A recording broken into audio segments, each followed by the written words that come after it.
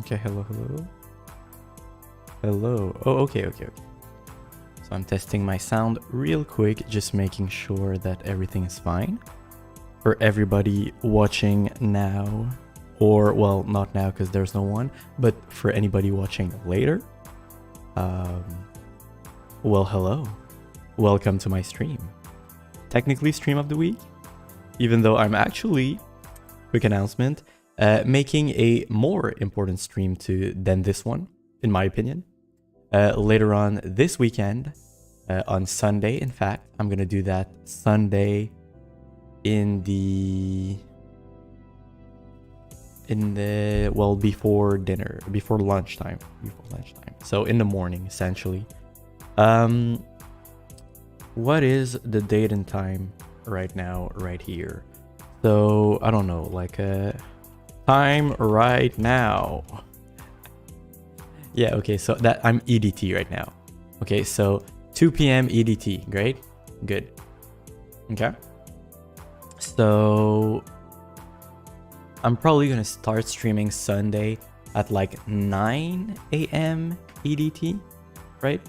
So, you know, check what time it is for your time zone. If anybody's watching, of course, it's gonna be this Sunday. Replay for that stream will be available on this channel right here, Godo's Coding Projects. If you really want to look at the URL right here, you can enter it manually if you can't find Godo's Coding Projects on YouTube. Okay, so all of that is very cool. Let me open this. So we have the Unity project opened. Okay, this is a stream of the week, so I always start the stream by describing what was done last stream. Well, I mean, since last stream. In this particular case, nothing was done since last stream, right? I didn't do anything.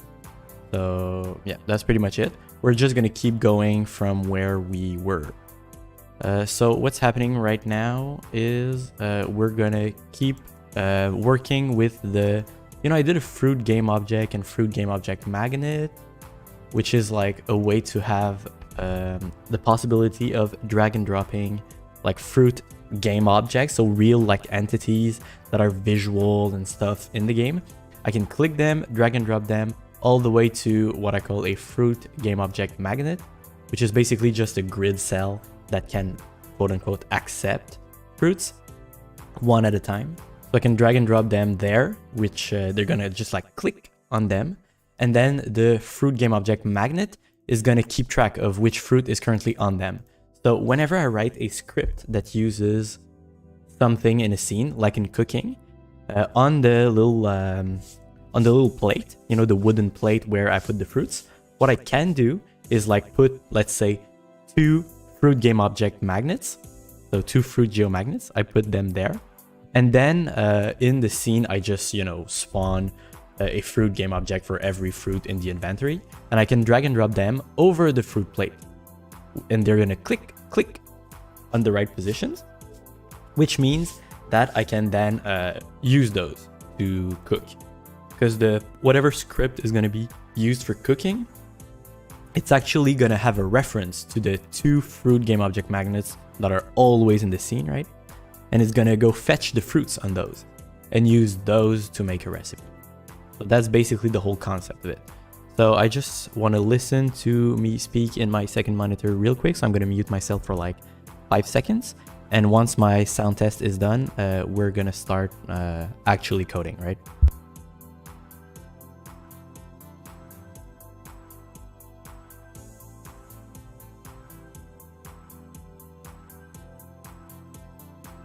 All right, okay. So the sound test seems pretty good. So from there on, oh wait, did I? Okay, I need to check one more thing.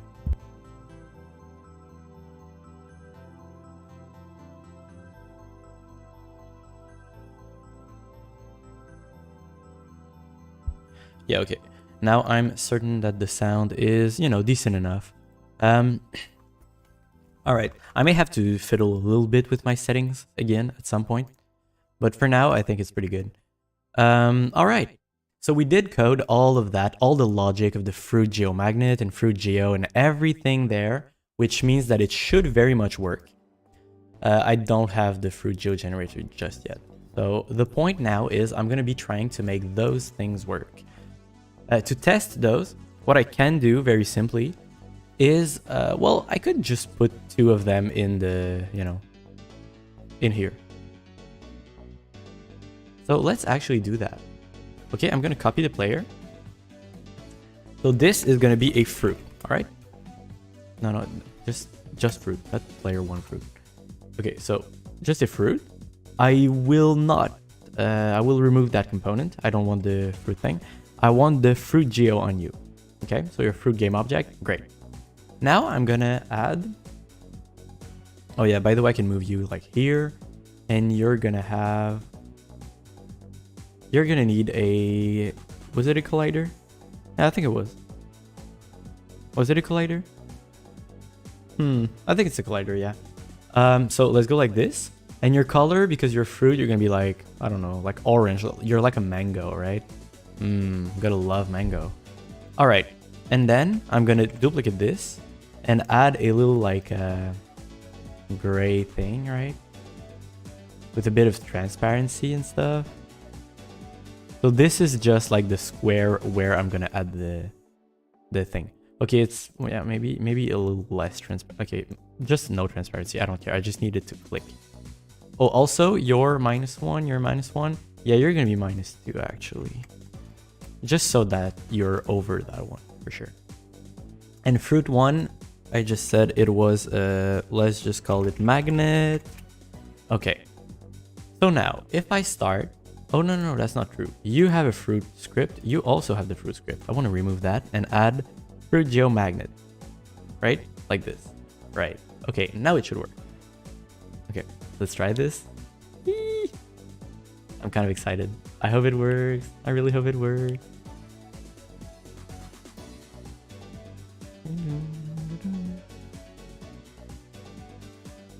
Wow, it doesn't work. Great. How awesome is that? Okay, so I'm gonna kind of sad. So sprite renderer, right? I do have a sprite renderer. That is true. I do have the sprite renderer.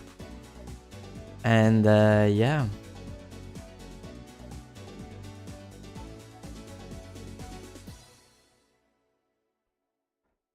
Why did do I use the sprite renderer ever? Oh yeah, when I said the color. Yeah, sure, okay. The whole sprite renderer thing is not very useful for now. So on mouse down, when I click on it, oh yeah, I can drag it, right? So that works. Okay, that's pretty good. That's actually pretty good. Yeah, so I can click it, right? Which is pretty good. Like, so I can move that around. It just doesn't work here, I guess. Oh gosh, I think I know why. Oh, I'm pretty sure I know why. That's kind of annoying. Okay. So yeah, I think I know why. I'm just gonna debug real quick in Fruit Geo Magnet. So here on mouse enter, I'm gonna print something. Okay, I'm just gonna go debug.log, and I'm gonna log. What am I gonna log? I'm gonna log entered magnet. Okay, and on exit, I'm gonna say exited magnet. Exited. No. Not exoi. Exited. Okay, I'm writing too fast. Add fruit. Yeah, you know what? I'm just gonna, yeah. Just so I know. Added fruit in magnet or something. Probably 2 magnet actually, but it doesn't matter as long as we know. It's loading. Okay. So now I'm gonna launch this. And I'm gonna discover stuff. So I'm gonna need the console. Where's the console? Where's the console? Okay, entered magnet, exited. Entered, exited, entered, exited. Now I click on this. What I think is happening, I'm just gonna say it. Quick prediction before I do anything. Oh yeah, by the way, I need this open. For the simple reason that... Can I just put it anywhere? No, okay. So I need this because like it's just gonna look like it exits the magnet every time if I don't know what I'm talking about. So I think what's happening is because my mouse is over, well, the fruit, because, you know, I'm grabbing the fruit and bringing it with me, cool.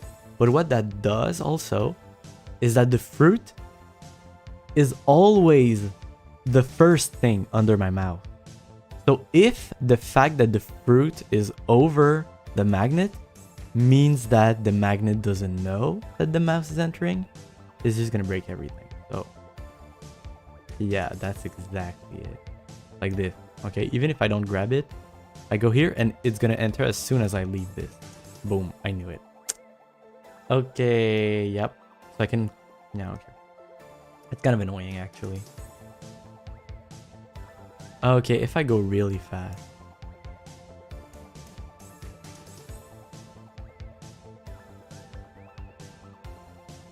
Yeah, if I go really fast, it works, but it's ridiculous. So I guess... Yeah, I guess it's not ideal, huh? Wait, they both have colliders, right? Yeah, they do.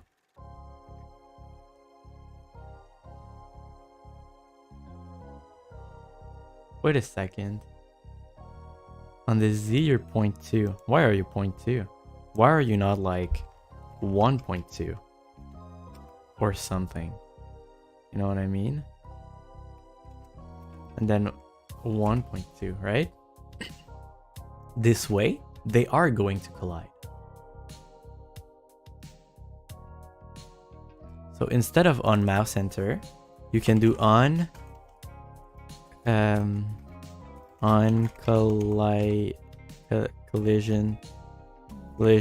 2D. I don't know, man. Okay. Mono behavior. What are your events? Mono behavior. Yeah, on collision enter, totally. Okay, nice. So that's on collision enter. All right, great. And then what do you have on collision enter? You have a collision. What is the collision? It's collision. Okay, so it's collision. Okay, and you can have on collision exit. Well, enter is gonna become exit here. What am I doing, bro? Exit. And I'm gonna take collision.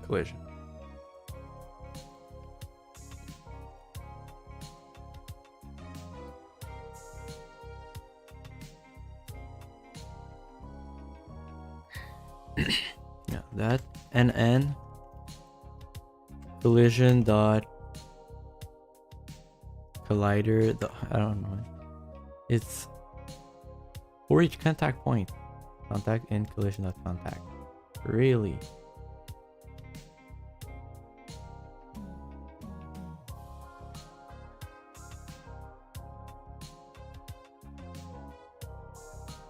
Collision class.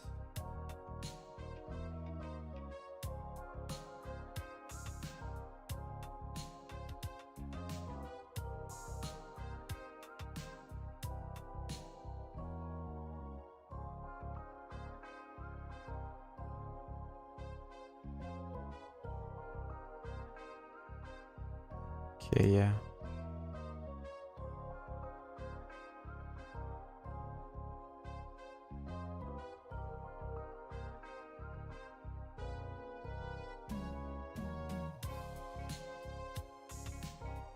Okay. All right. Yeah. Collision dot game object. It seems like I can. Dot. I don't know. Get component. It doesn't matter. Okay. Let's say that the only way to have a collision is with a fruit. Let's say that, because the game is pretty simple. It might be the case. So let's just assume it is. All right. Oh, I just realized in OBS I can probably just. Oh, I'm ridiculous. Oh no. I forgot to show you my screen. No! Okay, that's terrible. Oh, man. This is sad. Well, okay. I checked the sound, but I didn't think about the screen. Hey, boy.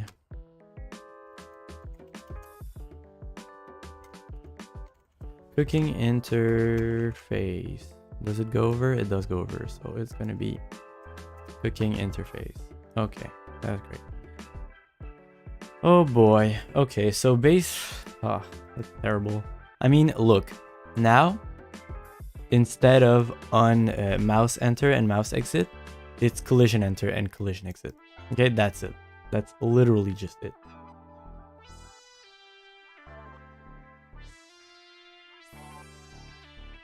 So yeah, sad life. All right, well, I mean, I'm kind of cheesed off by that, but okay. That being said, well, let's go. You know, it doesn't matter. I didn't write much. I just wrote that little bit of code. And if you want to see what the code was here and how I just achieved all of that code and stuff, just watch the latest stream. Well, the previous one, I should say, because the latest one is technically this one right now.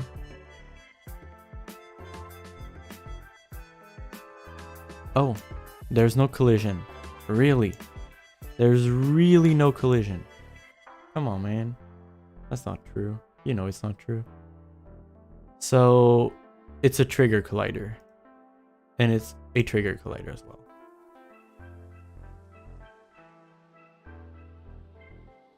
I don't know if it's going to change anything. I still really need them to collide. But that's kind of annoying, right? I don't care about the material. What if I look at this like... Yeah, 2D, but what if I went like another axis?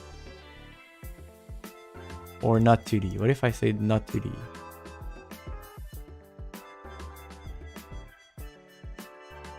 Like, are you kidding me, dude?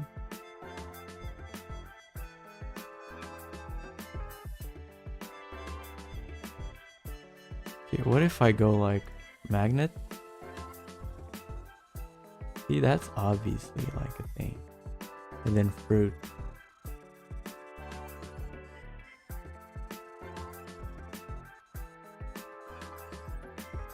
Come on, they obviously collide. Okay, what if I go 2 here? And 2 here, right? Okay, go back to 2D. I'm kind of cheesed off. I don't know why there's no collision. I don't know if it's because like I'm dragging it or something. Really? Come on.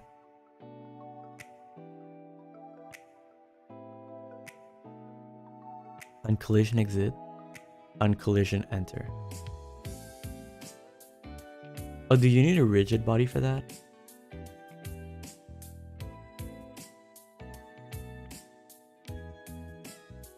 Okay.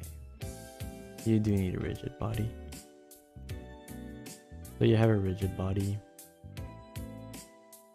Nope.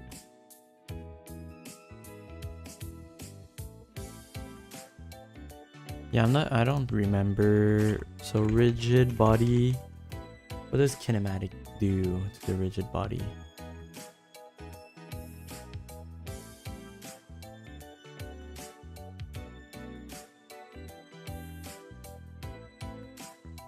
Controls whether physics affect the rigid body. Okay.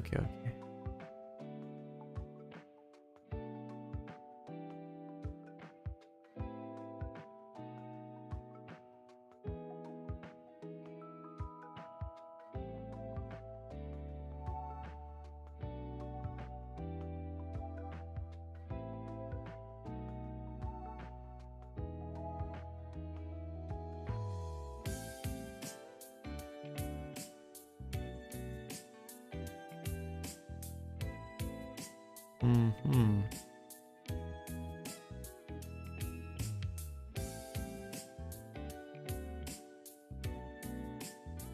But I do want collisions to affect it though. So I guess I just remove the gravity thing.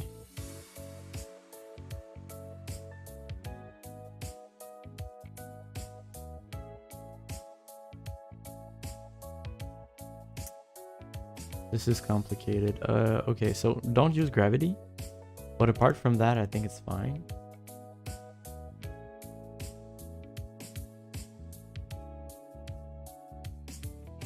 Dude, come on. You can't be serious here, right? Like, you have to be kidding me, right? There's no way. There's no way. You're colliding, very much so. You have a rigid body, dude. What's the problem? Come on. Okay, is kinematic? Is kinematic. Maybe that's it, you know? Maybe that's it.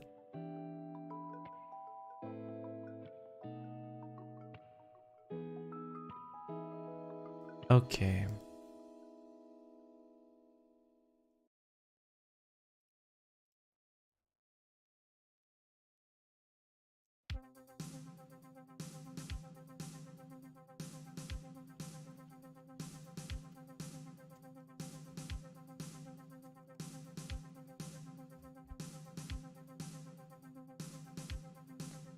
Pretty sure I did collisions previously. It didn't seem that complicated. I mean, Unity has more stuff in it right now than it used to have, but Unity has collision, you know, colliders.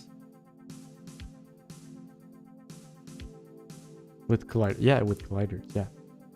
So I do have the colliders, the 2 box colliders, right? Very cool.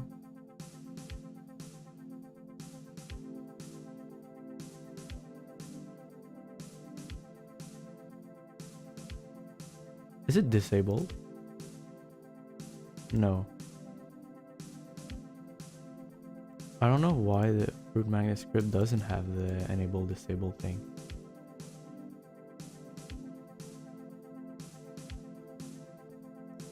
That's kind of weird, isn't it? The player script? No, it can't. Why do you have that though? Why can Fruit Geo be disabled? Wait, that's very strange.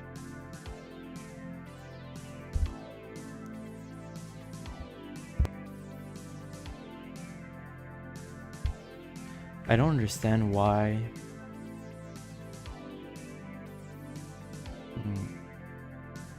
Why?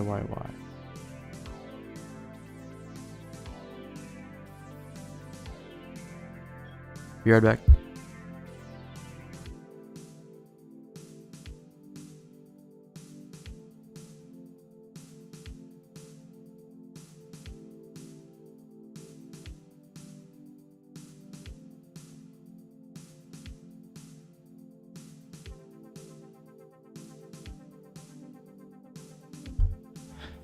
Okay, I had a delivery at my door.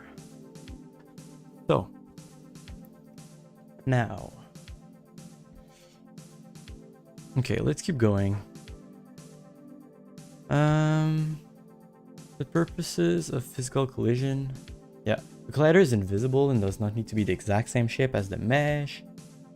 Blah blah blah. Size in 3D, box collider, sphere and capsule. Compound colliders. Yeah, compound colliders approximate the shape of an object while keeping a low processor overhead. Blah blah blah. I don't care about the compound colliders really. Mesh colliders. Oh well, yeah, that's a little complex.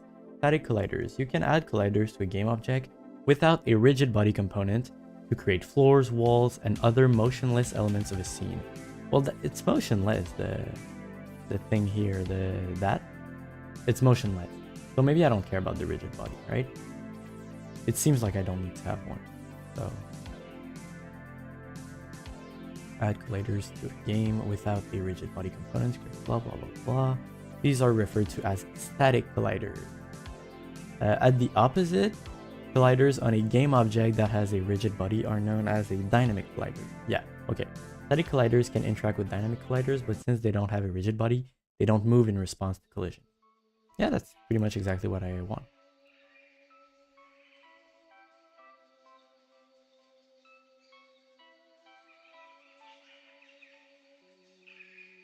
Oh, maybe only one needs to be a trigger. Maybe trigger is when you don't move or something. Okay, let's go with this for now. Does it work? No, it doesn't still. I don't know if the reason...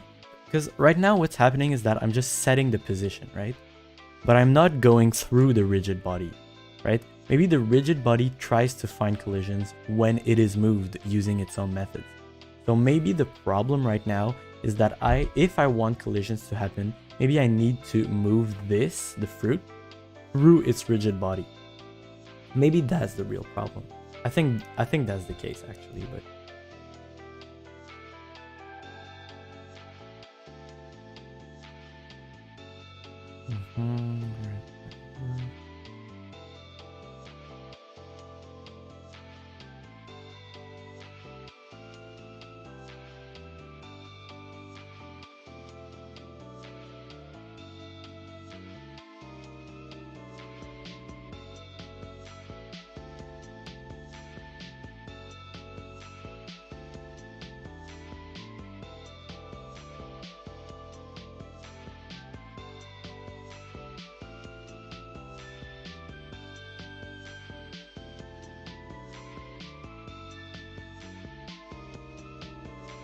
can detect when collisions occur and initiate action using unconscious function.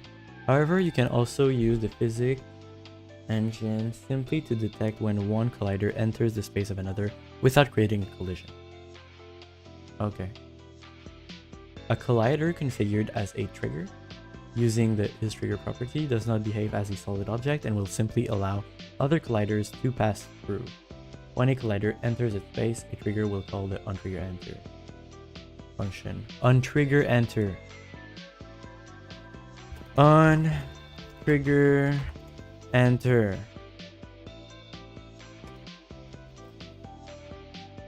onTrigger enter is what I'm looking for.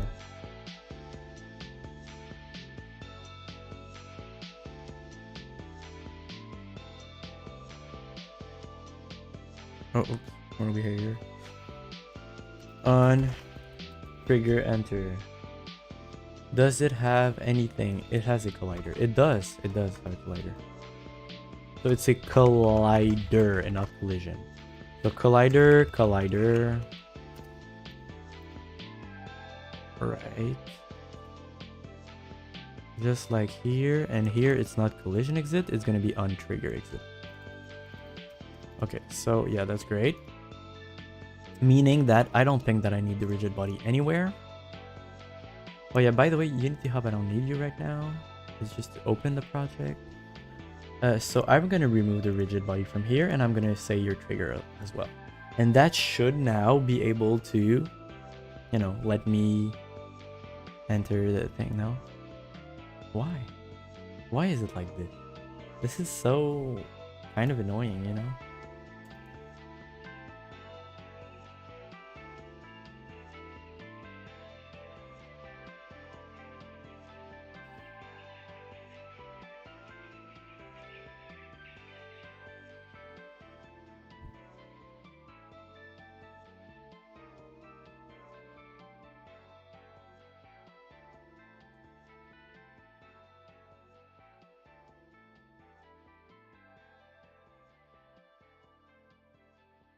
Oh. Okay. Now I'm gonna try something. What if there's no rigid body? But it's not a trigger. It's like a real collider. Well, quote unquote real, right? Okay, so it's really the rigid body that I lack. Because I think that the collider, when it knows that you have a rigid body, it's gonna consider that it has to, like, it could enter something, right? Because the rigid body makes it move or something.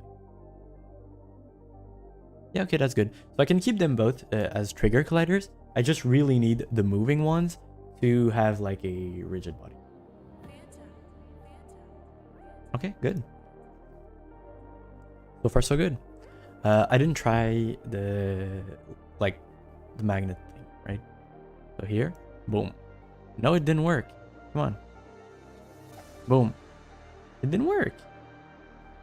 Okay, so I'm gonna need to investigate a little further. This works now, which is good. I'm glad to say.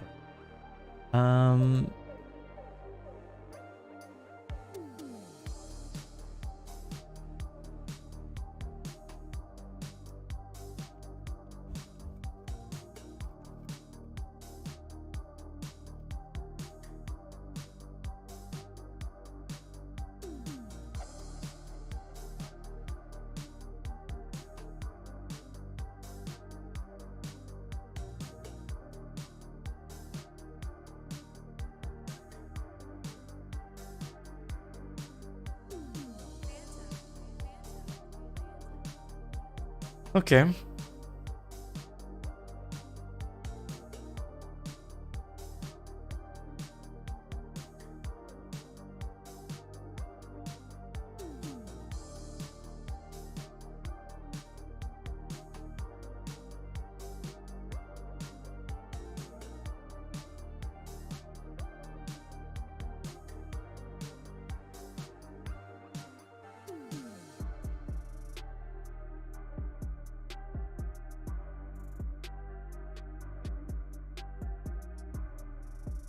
Whoops.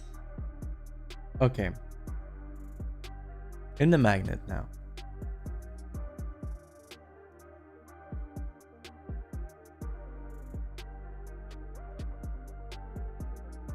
Oh, it's the other way around. If the fruit is null, if you don't have a fruit on you, you want to tell the drag manager that you exist. If you do have a fruit though, you're occupied. You don't need the thing to try and give you stuff.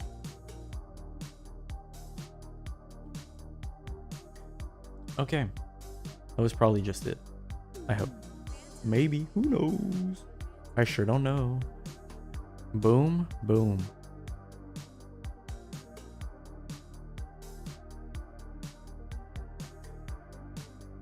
Okay, well. There's no add fruit. It just doesn't happen. Hey, that's a public thing, by the way. Public void add fruit. And it should be in the... Who knows that? I think it's a fruit game object. When you add magnet, return, but like this dot magnet equals magnet. Okay, when that happens, and you can set the transform position and everything, but when that happens, you can also say magnet dot add fruit with this. Okay, good. Oops, right here. Does it still work? Yep. Okay, sure. Let's go.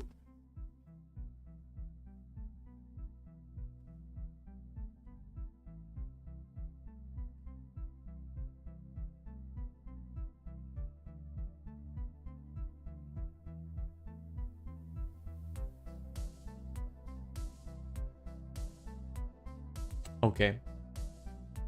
There's something that doesn't work really well. So maybe I can increase a little bit the volume of the music. So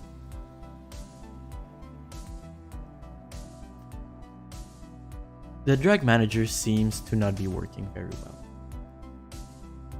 The magnet, for example, it seems like the drag manager doesn't do anything with the magnet. It even seems like it doesn't really do anything with the fruit. So here, I can at least debug.log. Oops. And what? Okay, I think I changed my keyboard. Yes. So I'm just gonna say like add magnet to fruit is nice. Mouse drag, mouse up, mouse down. It all seems to work. Oh, and that's it? Okay, yeah. So I think most of the managing, I guess, happens in the drag manager, which, you know, it would make sense. So add fruit here. I'm gonna say add fruit to, let's just say to drag, right? Remove fruit. Del fruit from add magnet. It's gonna be add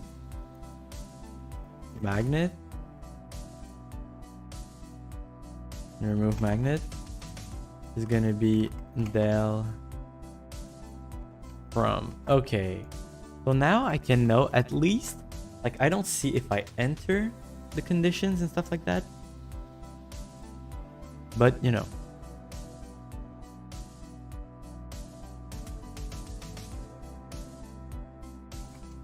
I don't know why I said does not equal null. That's kind of weird.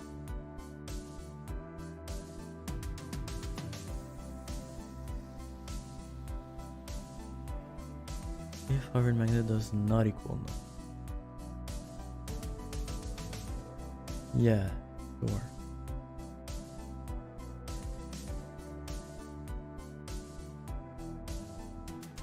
Okay, it's because I took the fruit. If fruit does not equal null. So if I already have a fruit, it's false. Otherwise, held fruit equals fruit. And true. Yawning a bit, yawning. Okay, let's go. I think things should maybe perhaps work. Or at least I'm going to be able to know what happens. So add fruit to drag, which is good, you know. And del fruit from drag. That's great. Now, boom, add magnet to drag. Great. Clock. Yo, it works. Okay, so I just had a couple of comparisons that were not doing well. Okay, and so I did add magnet to drag, del fruit from drag, add magnet to fruit, add fruit to magnet, add fruit to drag, del magnet from drag, nice, and del fruit from drag. Okay, did I?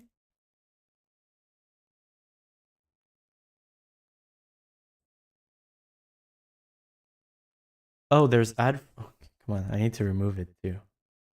Yeah, that's kind of ridiculous, right? There's remove fruit with a certain fruit, and you do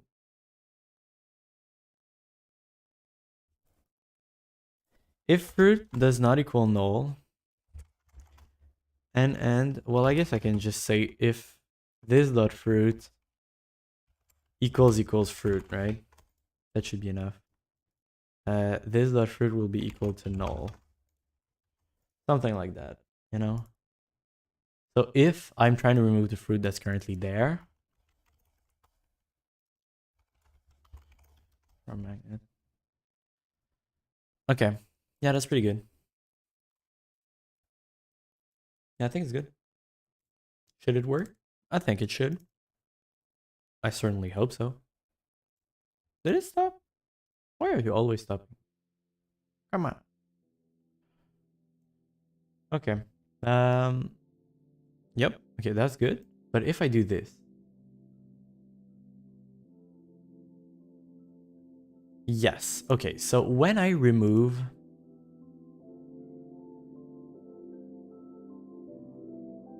wait, I need to check something. Del magnet from drag. Fruit to drag. Okay, but when I start dragging the fruit, right?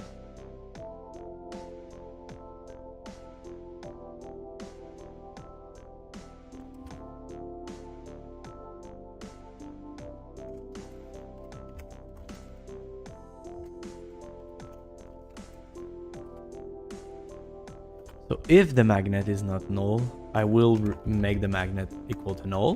But before then, and that's why I need to check, magnet dot remove fruit this. Okay, and that's it. So now I can remove from the fruit. When I click on the fruit to drag it away, it's removed from the current thing.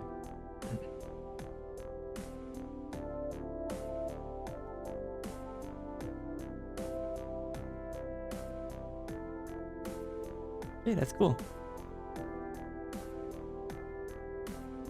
Okay, it seems to work pretty well. All right, so I'll just take like a good 30 seconds or maybe like a full minute to go take care of my clothes, my washing machine thing. We'll be right back.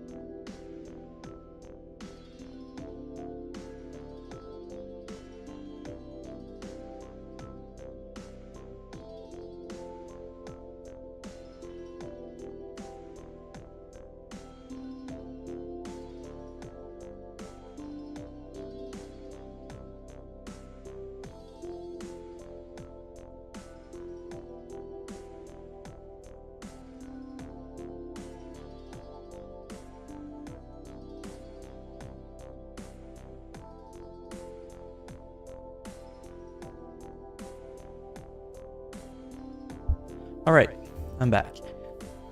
All my clothes were tangled together, so I had to untangle them. But they're not dried yet, so I did just a 10-minute cycle to dry them out a little bit before I put them into the actual dryer. So yeah, I'm gonna have to go back in like 10 minutes or something to take care of my clothes again, but you know, it's fine. It's just, you know, it's important to take quick breaks when you're always sitting in front of a computer.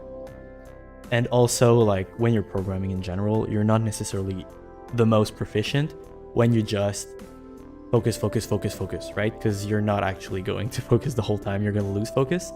And just getting on your feet, walking a little bit, you know, thinking about life, going to the bathroom, going to, you know, grab a cup of water, something like that. It's actually going to improve your productivity overall. So, you know, even when it's personal projects and you're having fun, that's pretty important, right? Plus, it was a good point to just take a quick break, simply because, you know, we just finished a cool drag and drop magnet thing. That's pretty cool. I guess I can remove messages now, which are kind of annoying if I want to debug other stuff. Yeah, that's pretty cool. I think it's fine. Click. So like right here is fine. Right here is fine. But right here, whoop. Okay, the magnet's pretty funny. Oh, I like this song. Yeah, a little bit more. Yeah.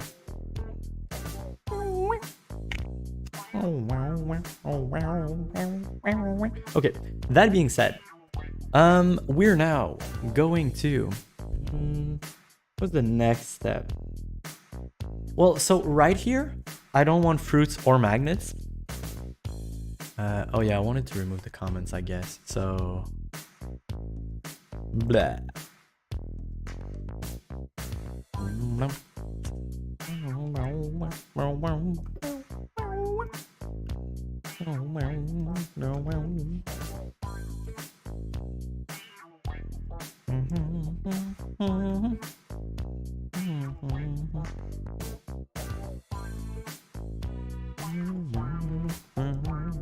Okay, pretty good. That is pretty good. Now the fruit generator is going to be very important. But before I do the fruit generator, it would be a good thing if I would just take these and make a full that's the console. That's why it's hiding the thing. Because right now I have a fruit which has a color. of this color here. So I guess I can just go like, well, the -2 is fine. So 0, whoops, not 0, 0 right here. And magnet kind of the same, like 0 and 0 or something.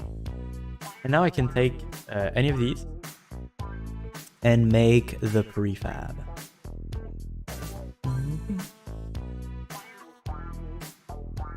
So is this okay? Well, I guess it is. For now, like, it is. I'll modify the thing when I need to.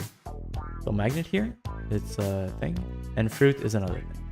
Now that these are both stuff, I can remove them. Okay, that's good.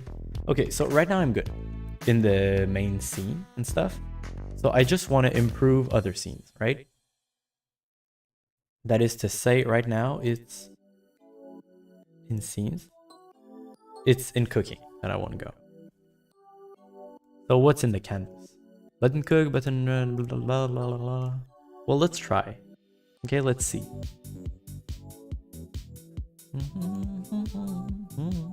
Go to cooking. Oh, go to cooking doesn't open the cooking scene now. Well. So I guess I'm gonna write a quick script that does that. So yeah, let's put it all in the campfire.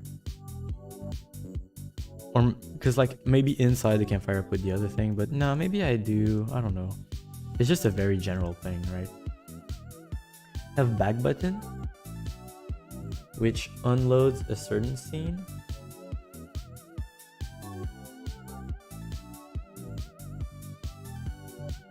It should unload the current scene only. You know what I mean? Like the scene that is, yeah. The back button needs to be modified for sure. Eventually, drag manager, drop down, fruit geo, fruit low, all of that is fine. Text updater, yeah, it doesn't really matter. Okay, so what I'm gonna do now is add a new script, which is gonna be open scene.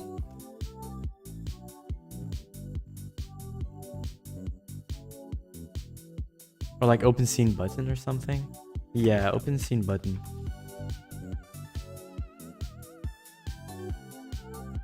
Open scene button. Ensure it's a mono behavior.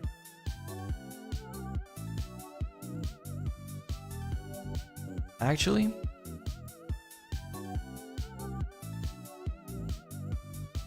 get component for a button. UI button? No, how's it called? How's the button called? Yeah, it's cool. So here you're a, yeah, just a button.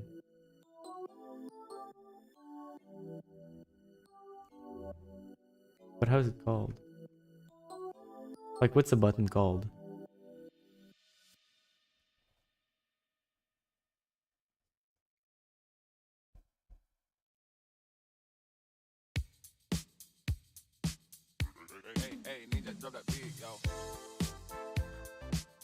Oh, you don't need the button, true. You just need like on click. On button click. Yo, that's crazy.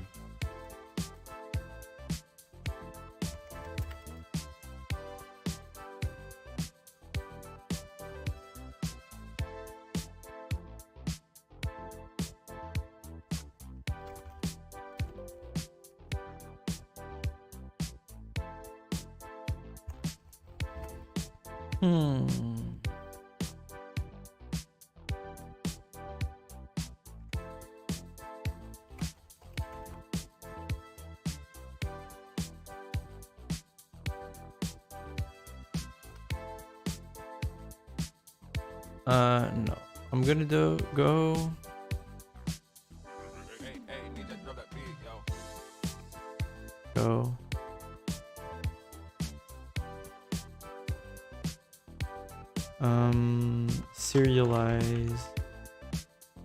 Serialize field, and it's gonna be a string is gonna be, I guess, scene name.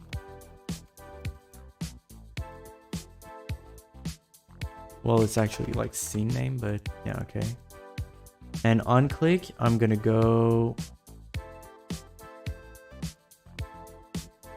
scene load helper, load scene name. That's great. Okay.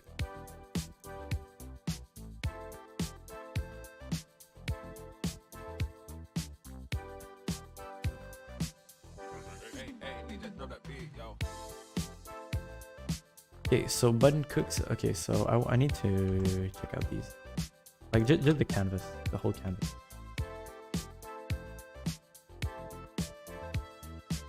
Right, so in the scenes, I actually want to go in the campfire right now.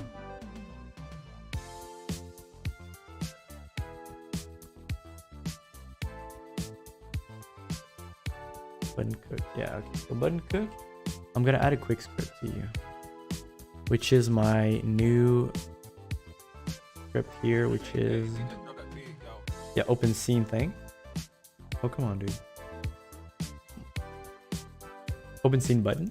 And the scene name is gonna be cooking, I think. Something like that. So scene is cooking. Yeah, that's right. We're gonna open the scene cooking. Oh, that's kind of weird. Yeah. You don't need to. It's already a string. You don't need to add the thing here. Okay. Yeah. Okay. So cooking. So go to cooking. You go to cooking. That's it. Okay. Great. Okay, so I can try this now to see if it works. No. What did I do wrong? I know. This, when it's clicked,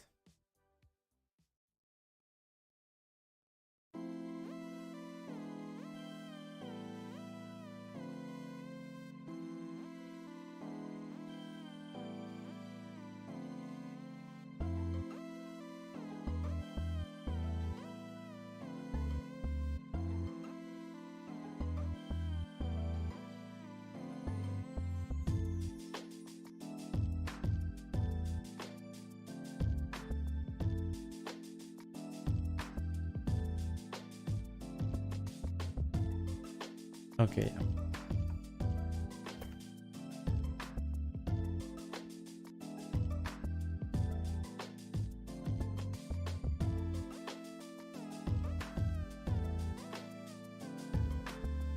Great.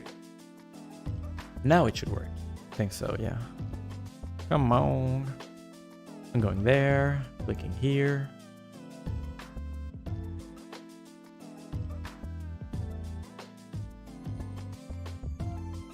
Right, because I did not add it to the scene build. Right. File, build settings. I'm gonna...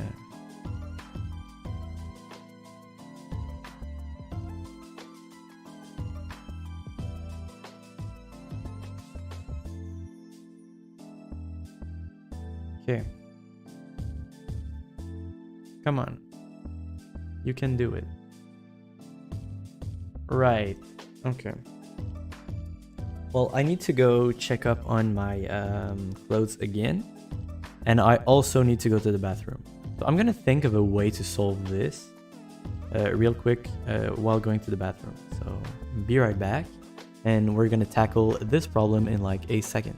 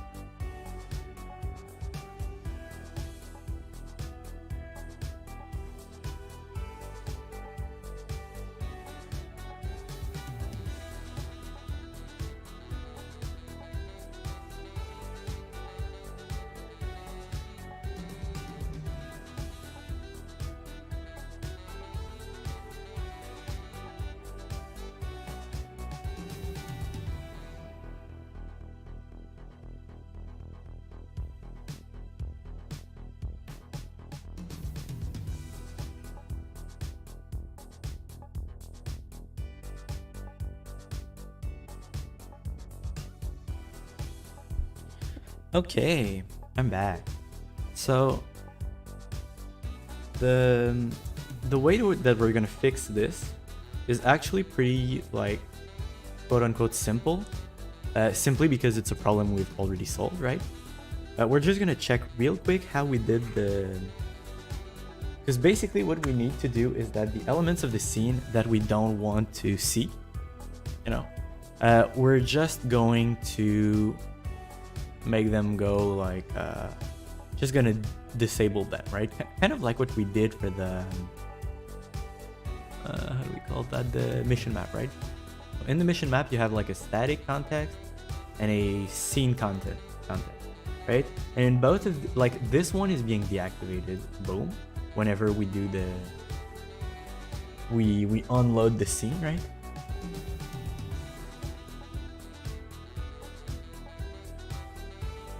So here in script holder,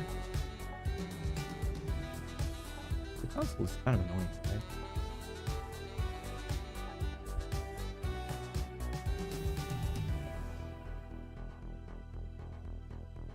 In content is here. In content. And the scene load helper. Wait, I need to check something though.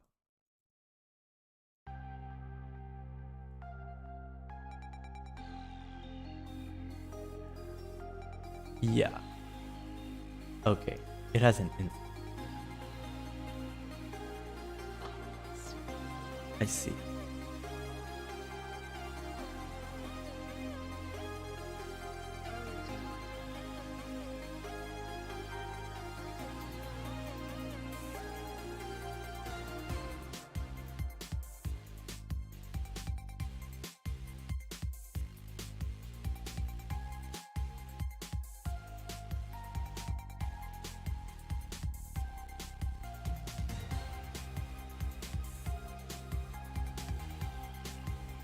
Okay.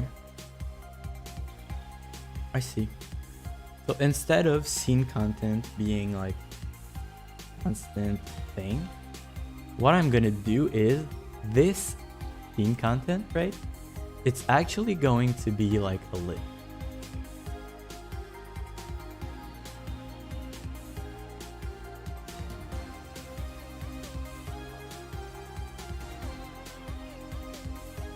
Maybe not even. Maybe it's gonna be an event. So you can subscribe, like a scene can subscribe to an event. Yeah, that's what it's gonna be. So instead of that,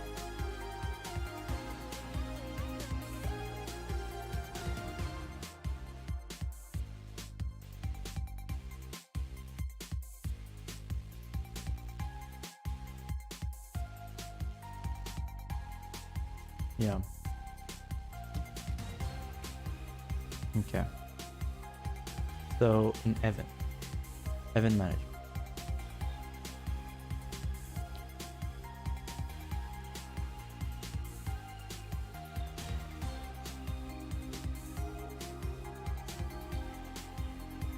It's gonna be on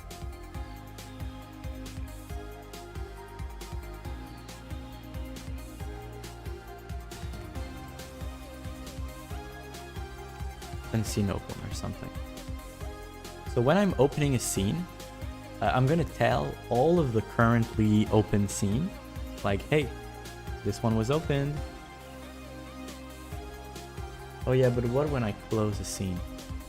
I don't want to open everything, right? That's true.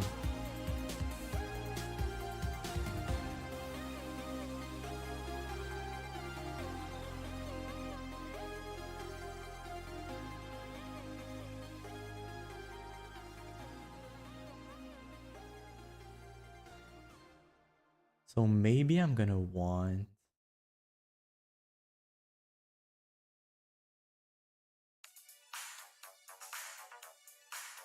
because when I close this, because when I open a scene, a new scene, every scene that is active, they're gonna want to deactivate themselves. So this is fine. But I'm gonna have another event which is like on scene close.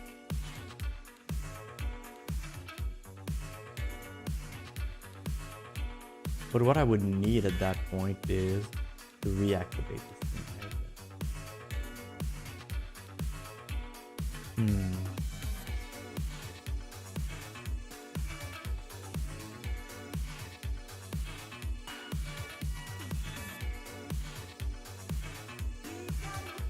Okay, I think I know what I'm gonna do.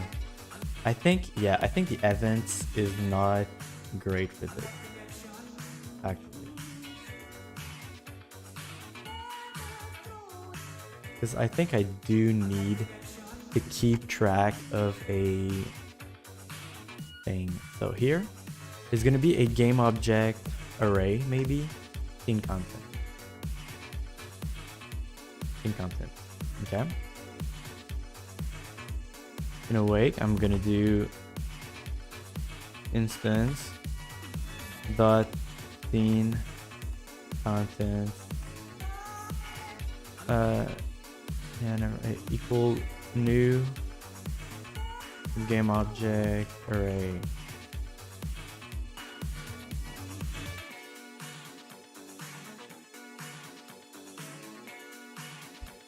I don't know, never mind.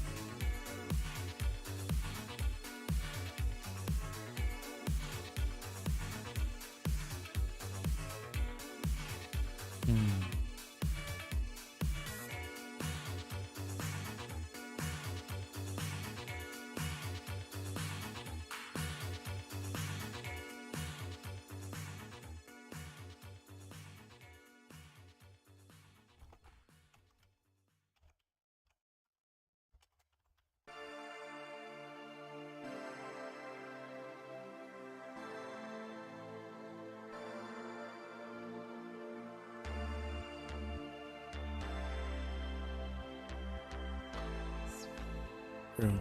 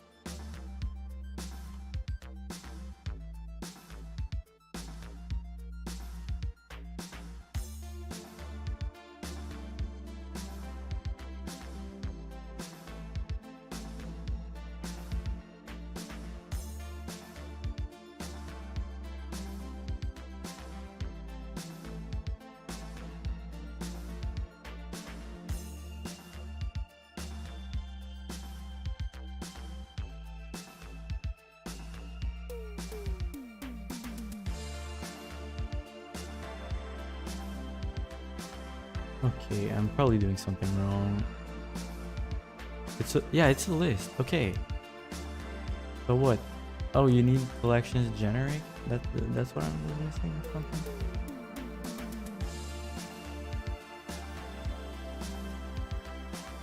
Okay, yeah.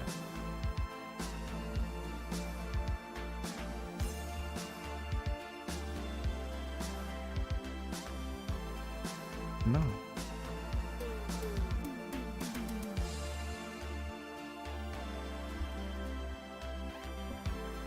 No, just load story.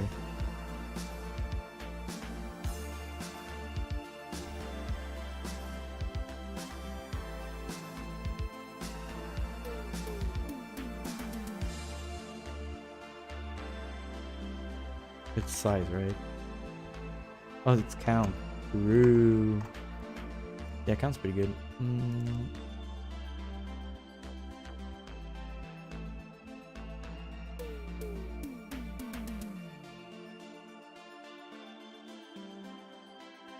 All right.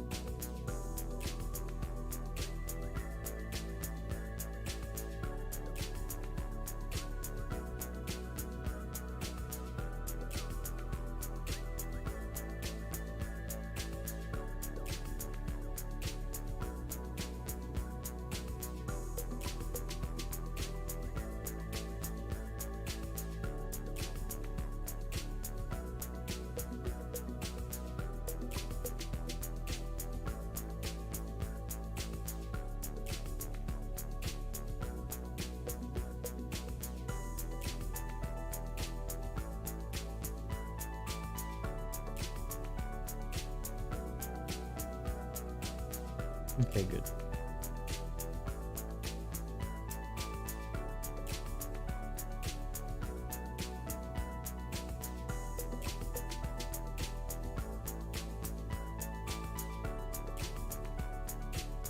Okay. So now that this has been made, there is one thing that is not okay, I guess. Yeah, I'm removing the last one and stuff, but adding themselves here is something that needs to be done by the scenes themselves.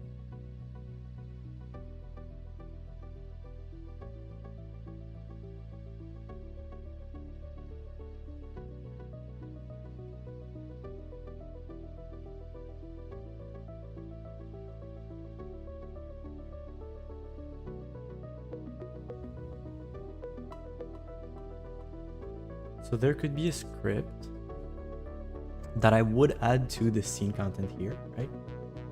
And that script, what it does is simply on awake.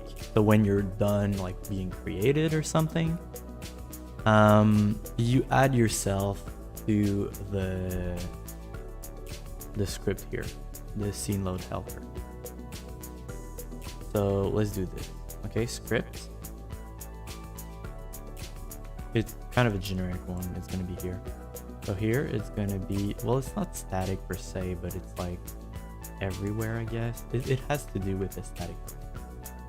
So here it's going to be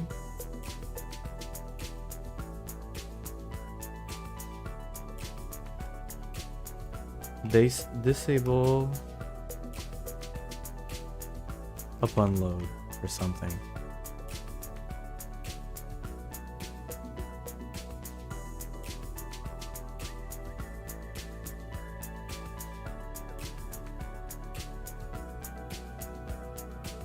Or just like scene specific or something. Yeah. So scene specific, I'm gonna open. It is going to be a mono behavior. And all that I'm gonna do is on awake. On awake, I don't need to write private. What I'm gonna do is I'm gonna go for the scene load helper dot right. The scene load helper here. This is private.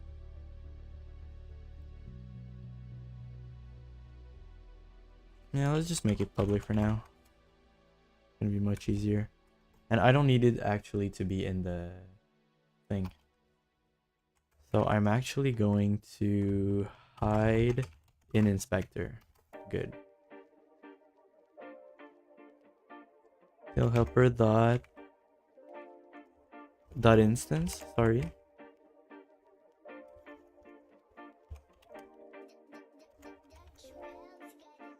Okay. Right. So never mind this. I'm gonna add a method.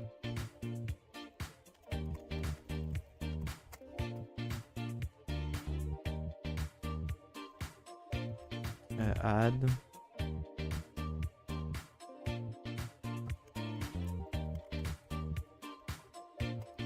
or something like that.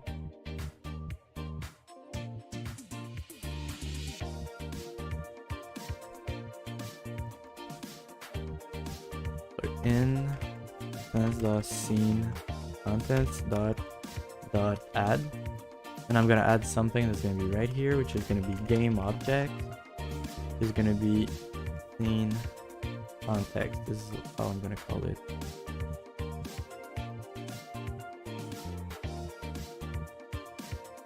Context, but it's actually content that I say, so.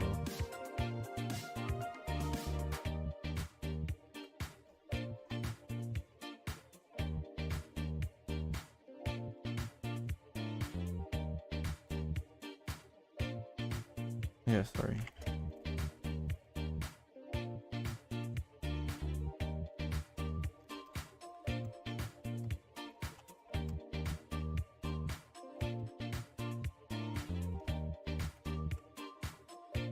Okay, that should be good. So now if I go into scenes and I add here specific,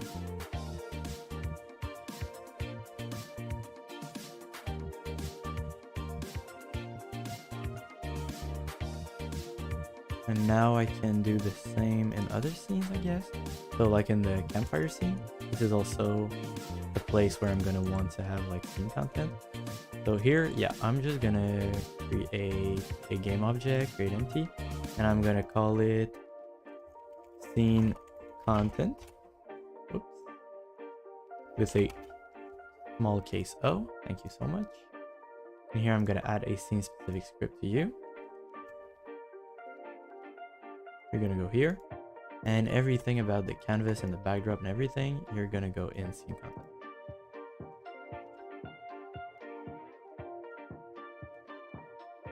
Pretty good. So now if I go like this,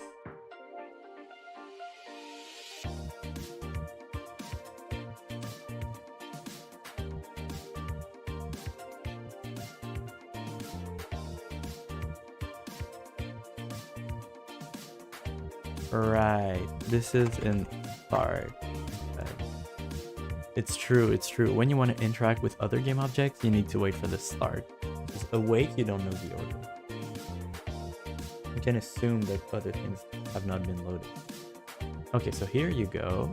That seems to be okay. Go to cooking. Yeah, that's pretty good. Okay, so bye-bye console.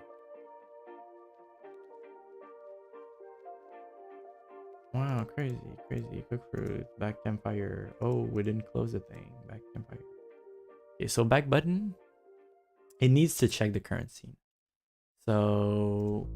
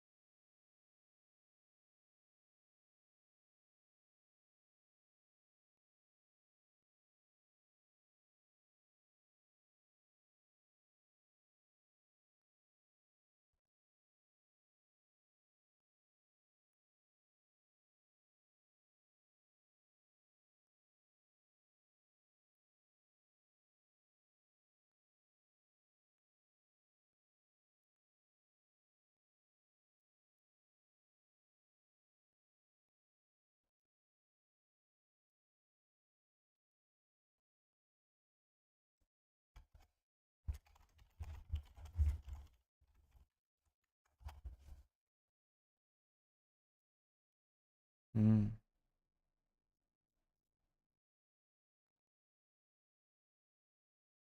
Okay, that's good. That's exactly what I want. So in back button here. Instead of unloading the scene campfire, I'm just gonna unload the scene of the current button. So I'm just gonna go check dot scene, and that's it. Gonna take a string, so dot name, I guess. Pretty good, pretty good. That should work. I think so, yeah. Oh, no more music? What's happening here? Come on, bro. Come on, bro. If you guys like the music and you want to check it out, it's in the description of the current stream. So...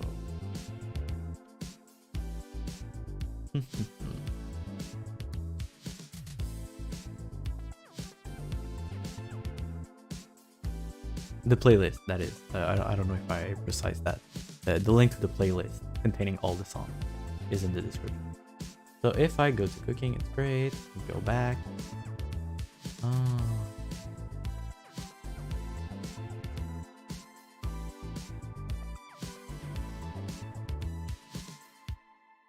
Very strange.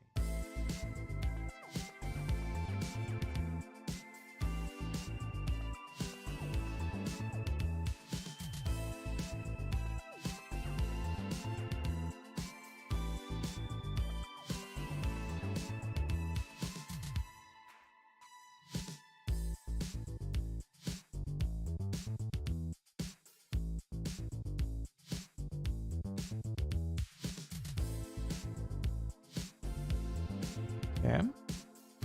This works when I don't go deep. Now I go deeper. I go into cooking. If I go back to campsite. Oh, that's the thing. The campfire still exists.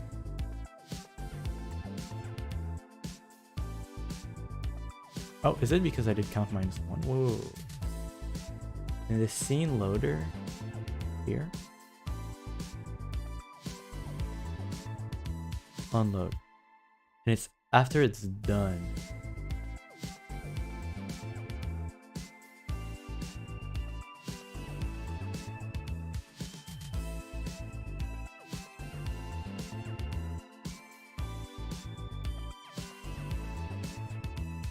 Confidence dot like last or find last. It's not a fine, I just want to get the last, like pop.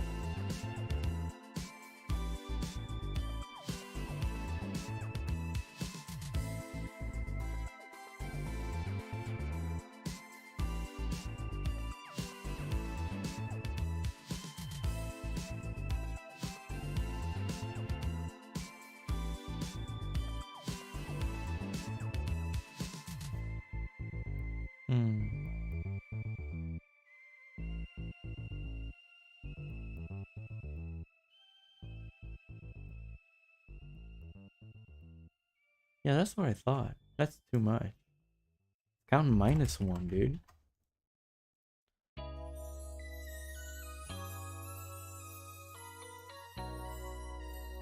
Question becomes, why is the count incorrect, seemingly?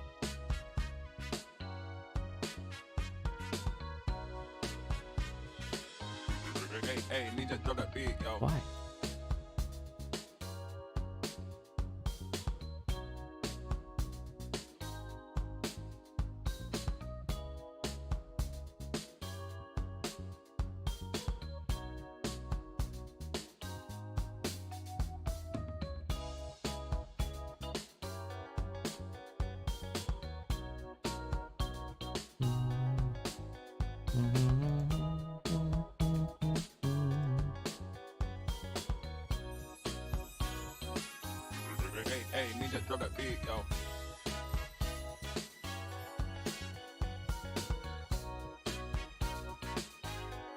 Sorry, I'm just answering a message really quick. Won't take long.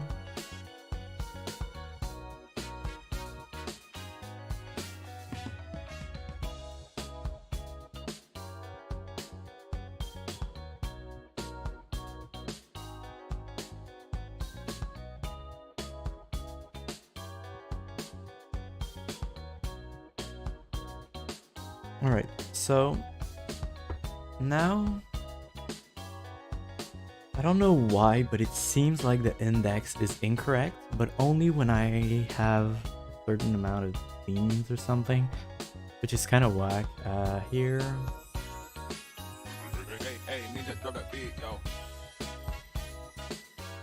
But when I say remove, count -1, it's fine. It always works. The problem becomes when I try to set active the one that's somewhere. I don't know, it's kind of weird. I guess here I could just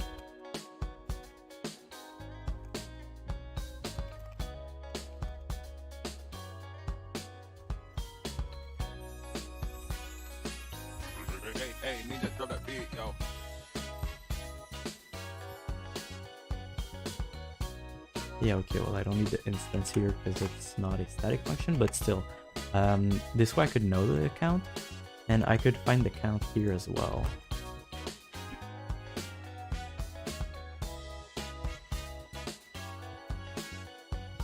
And here I'll go instance. If I go instance, I'll just know that it's here, right?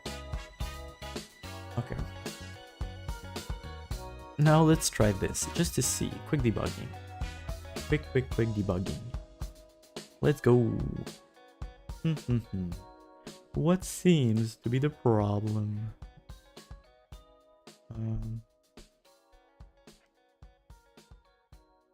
Okay, now if I say go back, count is 1. Okay, count was 2 when I removed it. Really? How so?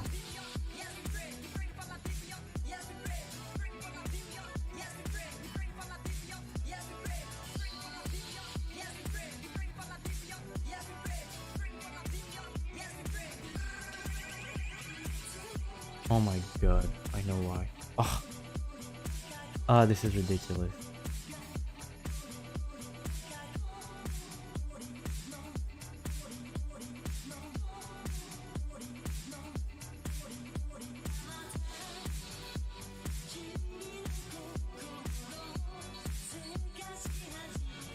Yeah, this, by the way, scene content right here, it's definitely gonna be a free file.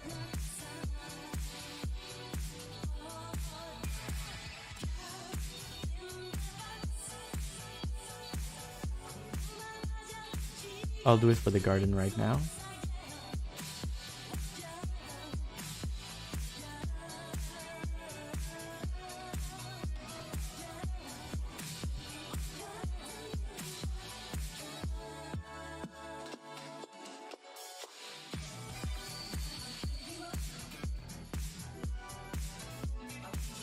Yeah, because those were never added to the list, so it broke the algorithm. Okay, so here, if I go here, it's fine, great. I go in cooking, go back. Yo, I just go deeper and deeper. That's great, it works. Okay, pretty good. So navigation is now like really decent. So when I'm here, you have eat, it's great, go gather fruit. It just gathered, I guess, or something. I don't know what it did. I think it did the back button. So now I could just open the garden with a button, right? But I think I'll just do that, and then we're gonna start working on actually like the interface of the cooking theme per se. And that's gonna include something that's also gonna go in the garden scene, which is just being able to spawn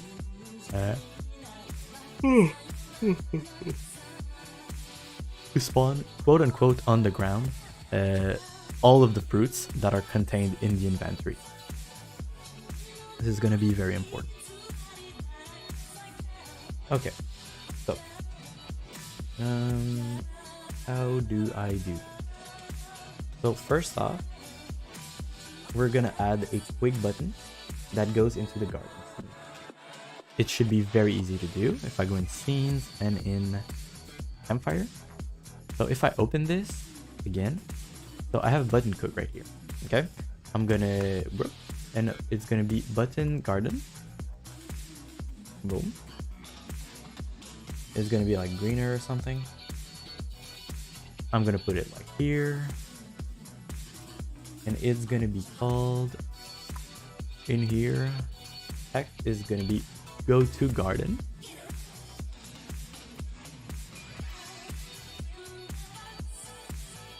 Which is great. And in the button garden per se, you're gonna open a scene, which is gonna be called garden, right? Okay, so that should work already.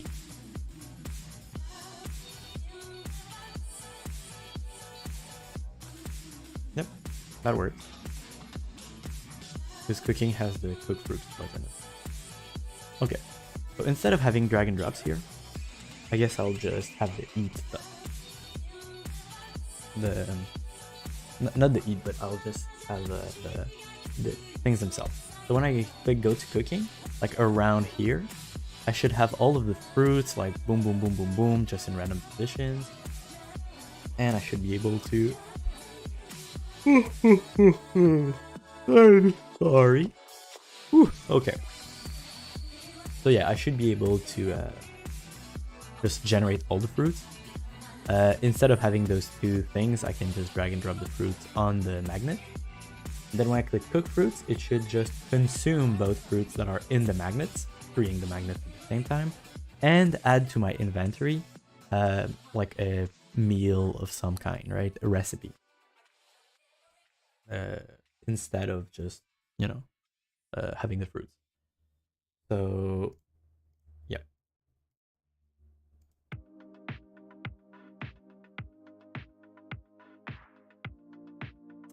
All right. So now that we have a good plan, we can start working on, well, yeah, I guess I can work, yes, I will say. So I can work on this scene here where I will remove both of these. Yep. So instead what I'll do is go in prefabs and add 2 magnets in the scene. Oh, right, not here. Where's the, it's right here, right?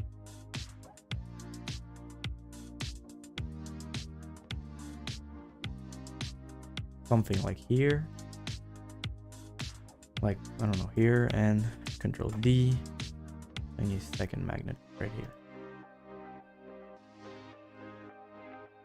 Or like right here or something. Like, I don't care all that much. So if I go like here, and I start, just to see what it looks like.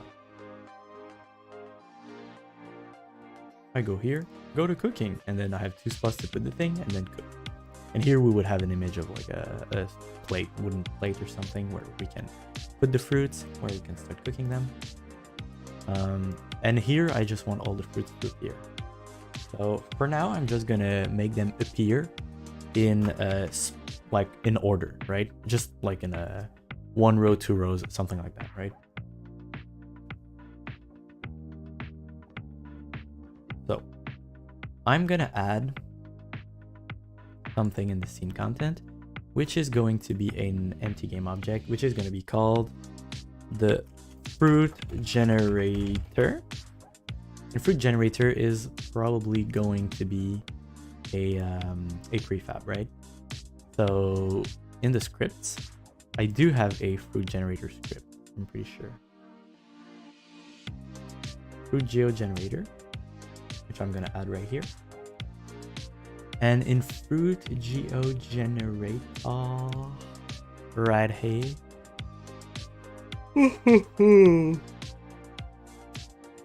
Sorry, I am yawning so much. I think a Slackoff is trying to wreck me. That was a Pokemon reference for those who don't know. Okay, so right now, let's go. What can we do? I think the next step here would simply be something along the lines of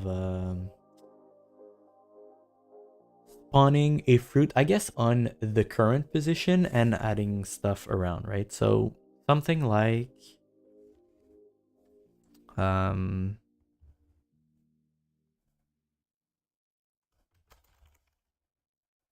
start, right? I'm going to remove the private tag because it's useless.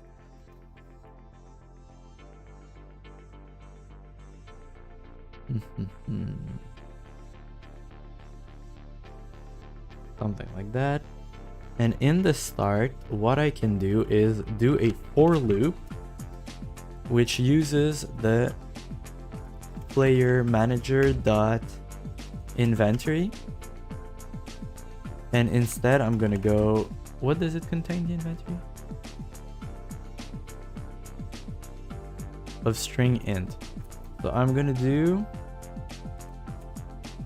okay, it's gonna be var, not photo, thank you very much. Var kv or something.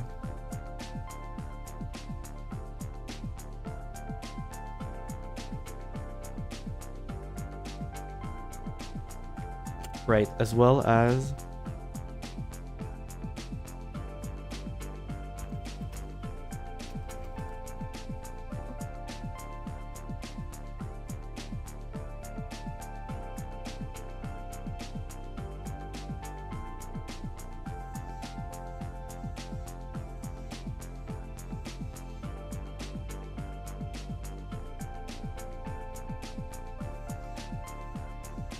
what?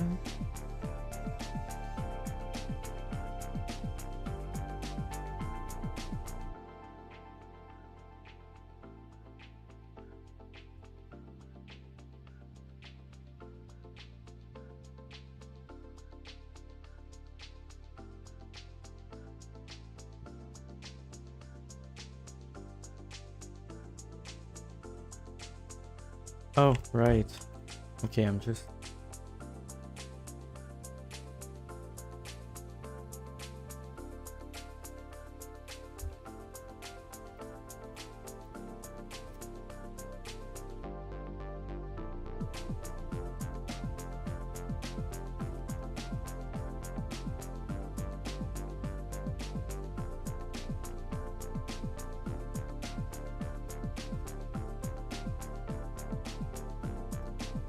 something like that. Okay. So for each, right? So for each like pair in the inventory, I have a type of fruit and an amount. So what I'm gonna do here is for each of those, right? So for each of the amount, I'm gonna generate something somewhere. And plus plus I at the end, by the way. So plus plus j plus plus I. Can I do this? Yeah, that's great. So I'm gonna do instantiate kv.key, yeah, pretty much. Right, so I need a fruit geo basically, right? Fruit game object is gonna have a fruit. It's gonna be a fruit, right?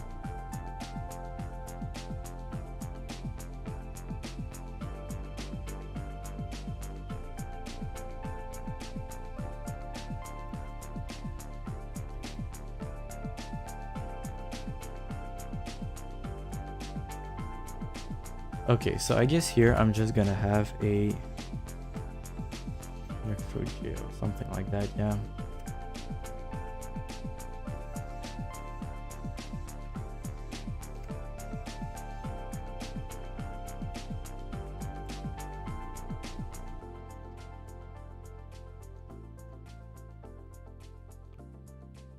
Dot identity, no, not inverse, identity, come on. Dot identity, okay, cool. So new vector 3, and here it's gonna be something, and fruits is gonna have like a -2 at the end. So the x is gonna be I modulo the maximum amount, which is gonna be like, I don't know, 5 per rows or something, let's say.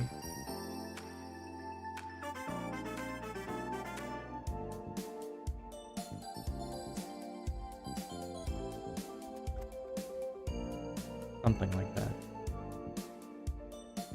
And it's not actually the position, is going to be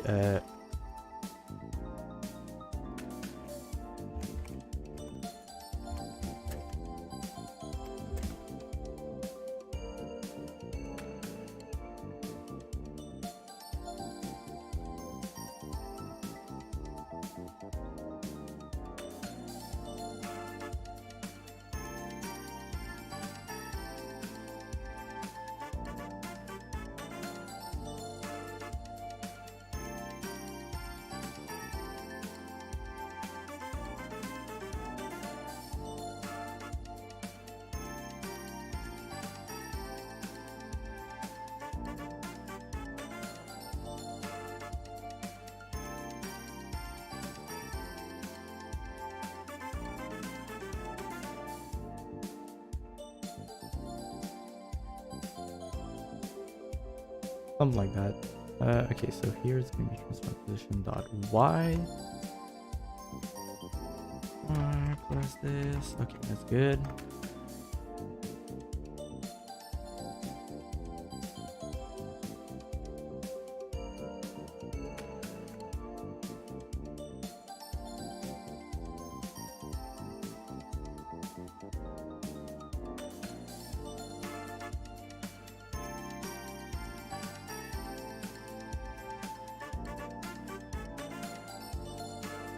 Let me try this.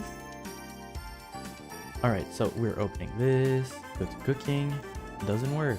Yes, that's true, but yeah, okay, go gather fruits. It should actually do something, because right now I have no ways of adding fruits to my inventory, right?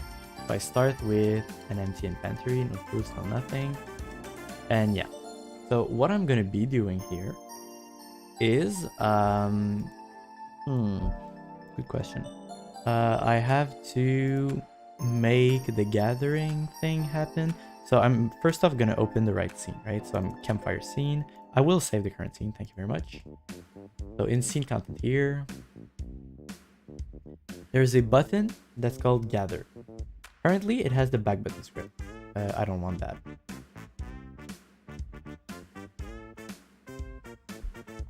Where does anything gather ever? Is there a player manager? Yes. Do you have a gather function? Select.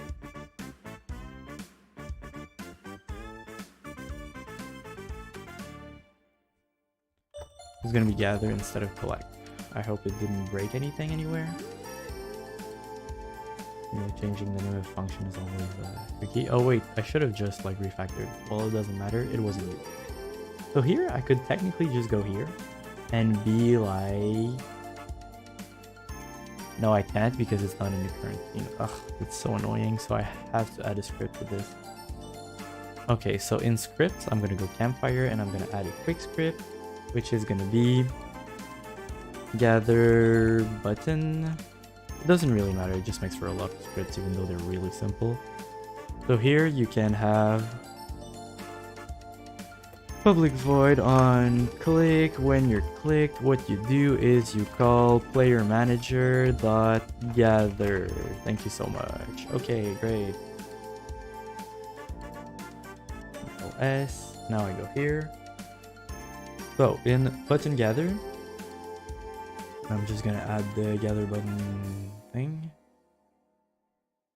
right here. You're gonna go with like yourself, I guess. The function is going to be gather button on click. Great.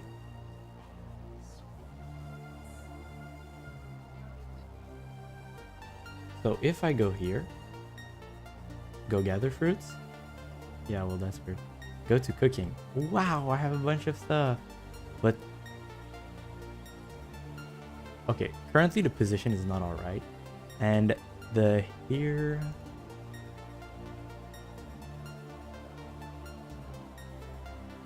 Oh, it's the... Wait, which one was it? It was the fruit generator. So here, doing +1 when the space of the thing is 1, it's kind of like eh. So what I'm gonna do instead is 1 for the x plus a little bit, right? Plus I modulo 5, and this is gonna be times something, right? Times like, you know, 1.2 or something, right?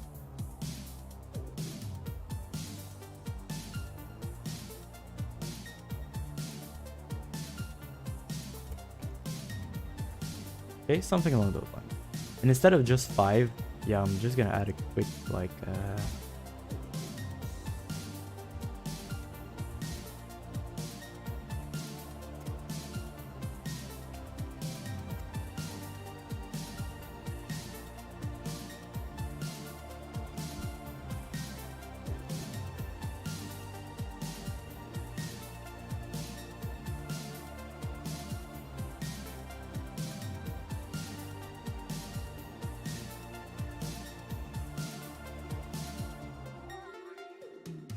Okay, nice.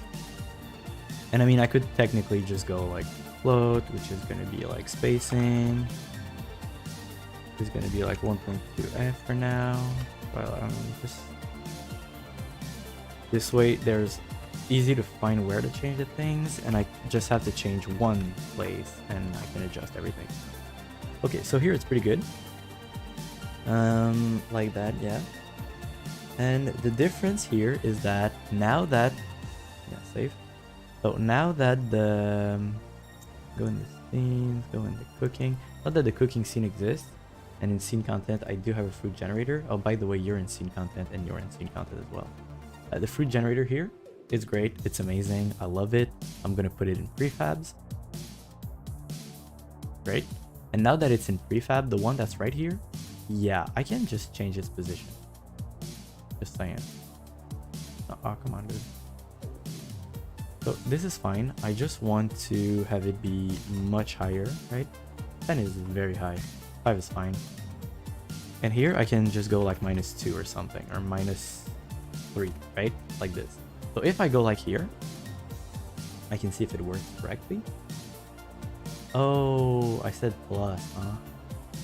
Yeah, so go gather like five times something, and I go to cooking, but it goes upwards. So it's actually minus.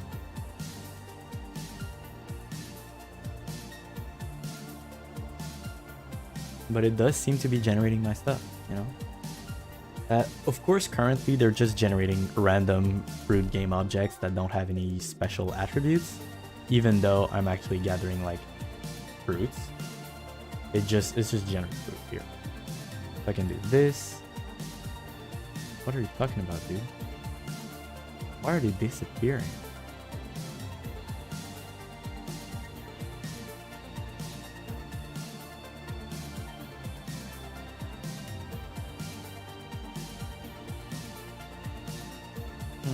Kind of weird.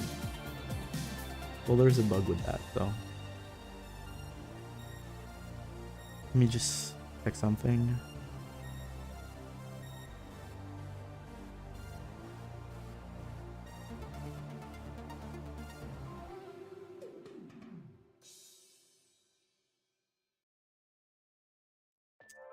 Okay, I see. I need to do something that I forgot to do. In player, drag manager, okay, in here, when I add a fruit to a magnet,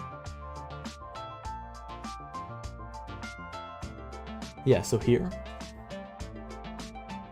when I add the fruit to a magnet or something, or well, in the magnet, it might be simpler if I do it in the magnet. In Fruit Geomagnet, when I add a fruit and it successfully adds the fruit to it, you should remove yourself from the thing. So you go with drag manager dot remove magnet, this, okay? And by the way, I saw kind of a red flag. It seemed to say that there was a I see, yeah. Okay, so I'm gonna refactor this. Let's refactor. Oh, rename, yeah, sure. Great. So that should be fine. Add fruit, remove, add. Okay, great.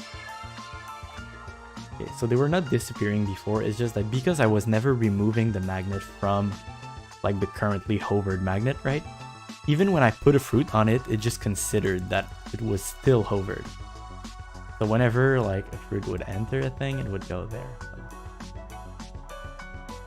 Great.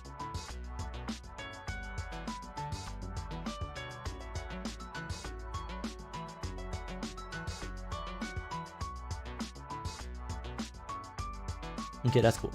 And the amount of fruits that appear is actually like the amount of fruits that I have that exist in my thing, right? So that's really, really good. I think that's very helpful, that the amount of fruit is the right amount. But right now, I don't really have any class, anything that I can generate or create that contains the actual fruit attributes for real, right? So I'm gonna want that to be the case. I really want the fruits to be a thing. And yeah. So let's go with this. How do I do it? Blah blah blah. I mean, I think that the way I'm gonna do it, like more concretely, right? I'm gonna have a class which is not inheriting from mono behavior or anything like that. It's just like a container of attributes, basically. And I'm just gonna like add that to the fruit.go entity, right? So it's gonna have an instance of that, or maybe even a pointer to an instance of that or something. And well, I mean, everything's a pointer, I think, by default. Kind of like in Java or something. I'm not too sure, but I think if I say this equal to this and I modify the second one, it's still gonna modify the first one. So it has the behavior I want. Because basically I want to have in my inventory, I want to have like a list of, instead of just like a list of names and quantity, I think I just want to have like a real list of like oh yeah, I'm just realizing, but yeah, I don't want to instantiate the classes for fruit, right? Or I mean, I kind of just want one instance per type of fruit, and then just say the amount I have. So I can generate a bunch of them, which like have a link to a class that contains what attributes they have. But I don't want to modify that class, right? So if I make a quick visual description of what I mean, would be here. I don't know. I have like, oh yeah, I want the shapes actually. So blah. Yeah, let's just make rectangles. Who cares? So you see, I have like a couple of rectangles. Oh, whoops. Okay. Okay, and then a final one. No, it's way too pale. Control Z. Yeah, that's good. Okay, so here I have, for example,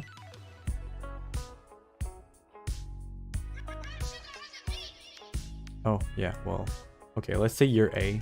Who cares? Nah, look, it's fine. Okay, like, I'm just gonna write it in black and it's fine. Okay, so year A, year B, year C, and then year D. Okay, so I have fruits A, B, C, and D. These are the different types that I have, right? In this case, it's like what? Apple, berry, cocoa, nut, and durian or something. So A, B, C, and D, those are my fruits. Okay, but those are like probably instances of the same fruit class. Probably like instances of a fruit class, which is just here being like a random box that like that. And this would just be like, you know, fruit or something right here. But the thing is, I'm gonna want only like one of this, one of this, one of this, and one of this. I don't want more than that. Because what I want to do is, if I have like more than one apple, they're all gonna point to this. So when they, I don't know, when they like give food to the player when they're eaten, when they give like energy or whatever, they're just gonna like say, okay, you have that energy, you have that thing, you have that thing. Then it's gonna apply the effect. So they're just gonna have a reference to this and be like, oh yeah, this. But they're never gonna modify this. Because basically those attributes that are described by the fruit class, they're just like static attributes as far as a certain type of fruit goes, right? So like I could just declare like static classes, which is like apple and berry and blah blah blah, but I don't want to have to add like a bunch of static classes. Just one class with different attributes. And also I think I can possibly use like serialization or something. I'm not too sure how it works, but I know there's something along those lines. So here, and if I have like one durian, you know, it just points to there. And if there's nothing, it doesn't point here per se, but the C still exists, right? The coconut, like class instance, the one and only, it still exists, even if there's no coconut in my inventory. It's just that as soon as I add one there, I'm like, oh, okay, by the way, in my array of fruits, you have a reference to this one. This is the way I want to do things. I'm pretty sure. So where am I going to save the array? I mean, it could be in the player manager because it's in the inventory, right? Inventory here, instead of string int, it could just be like, you know, fruit int. Fruit and amount. That's the inventory. And here, instead of having fruits be this, then fruits would be like, here is a new fruit with those attributes, those attributes, those attributes. So basically, player manager would just remember everything about like fruits and what they are and which ones are on the player and stuff like that. But since this is static, it could genuinely like be its own class, but it's true that it would just be a list. It would be kind of weird. Just a static list of a bunch of fruits. Like, I don't know, it could be its own thing, but is it necessary? I don't know. Oh no, it would be in another file. You know why? Because I'm just about to create a file which describes the fruit class. So it's gonna be in that file, for sure, for sure, for sure.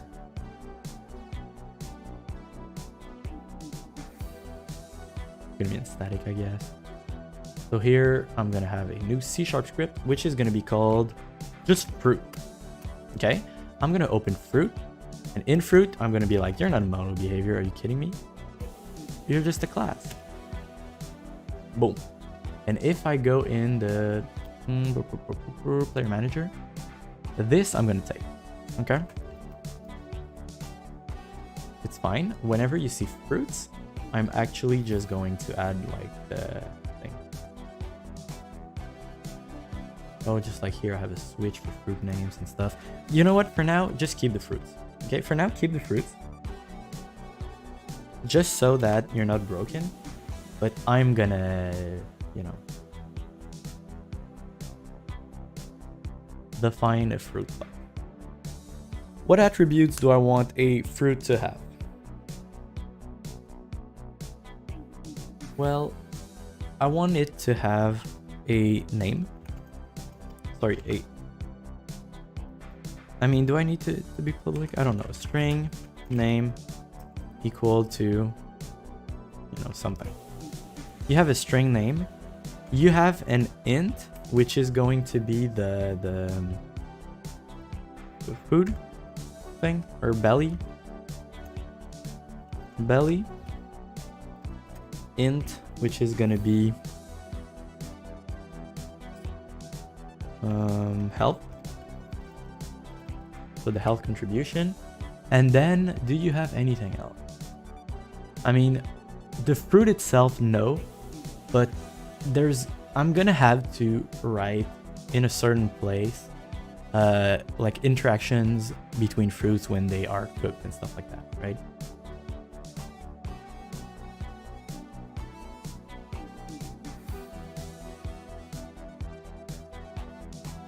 So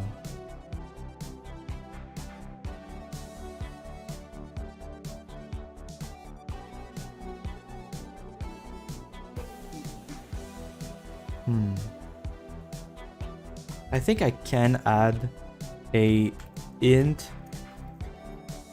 belly cooked or something, and an int which is hell cooked.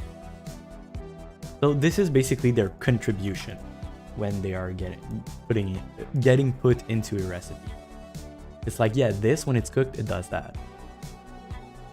Okay, so that's basically all you have for now. It's basically just a struct, right? But then fruit, like I probably have a constructor, which is like, I guess like a public fruit.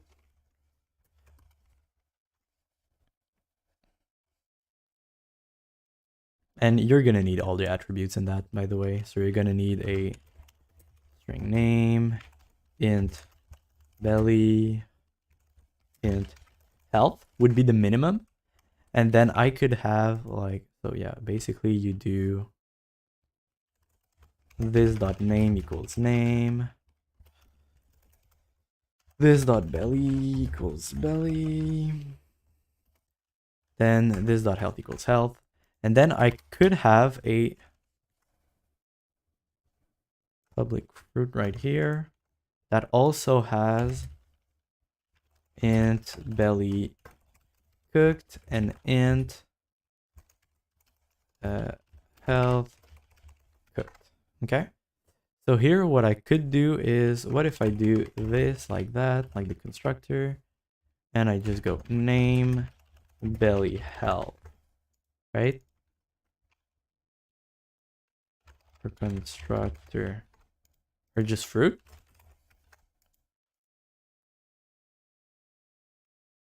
Really? Well, this is kind of annoying. Yeah, I guess I'm just repeating the thing. And then I'm also going to be like repeating those two.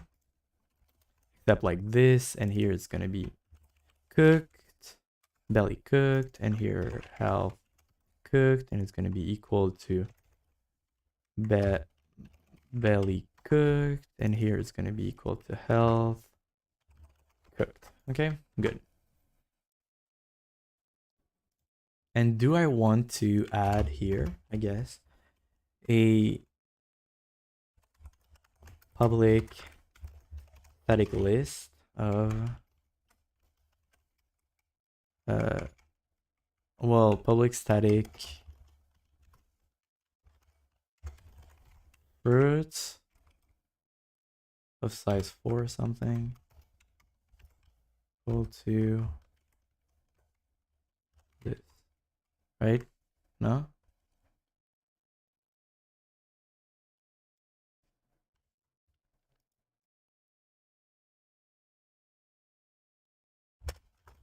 Right.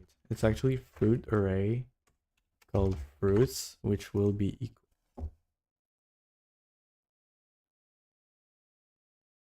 Okay. So I guess you do have to be in the thing here. So I'm gonna have this public static fruits.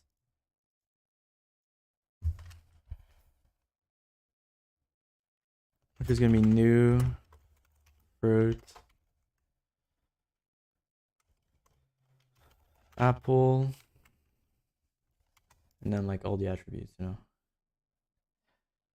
Yeah. Okay, so here I need to go in the... I'm just gonna remove all of those that I don't need anymore here. Player manager right there.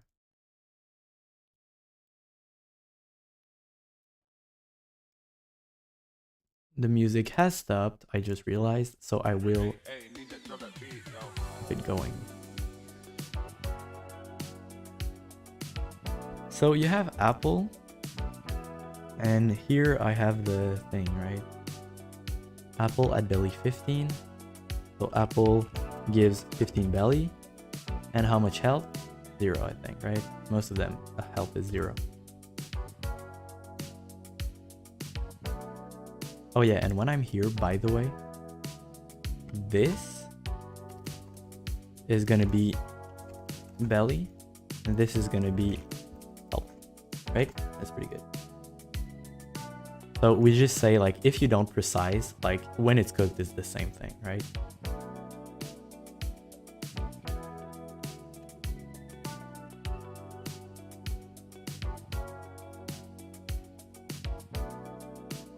Like this, yeah.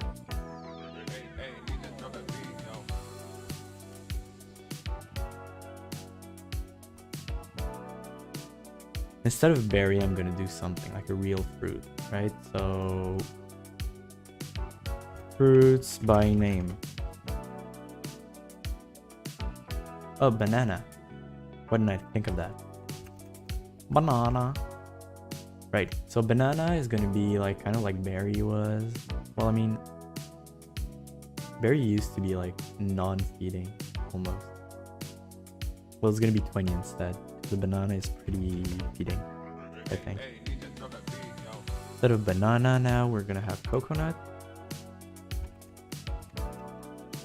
Nut, and by itself, it gives 25. Pretty good.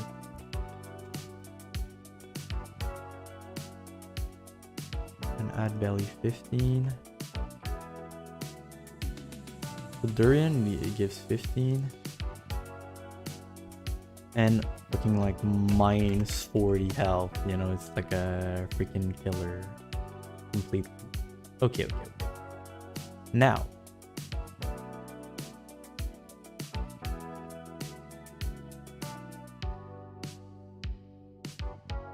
It's actually durian here. And by the way, I just like durian is actually pretty fitting. It's a big fruit, you know. Well, let's go 30 or something. So it gives a lot.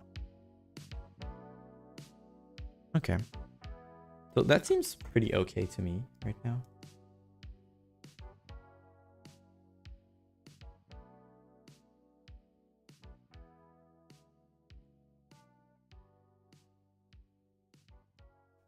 Maybe the coconut gives like 10 or something.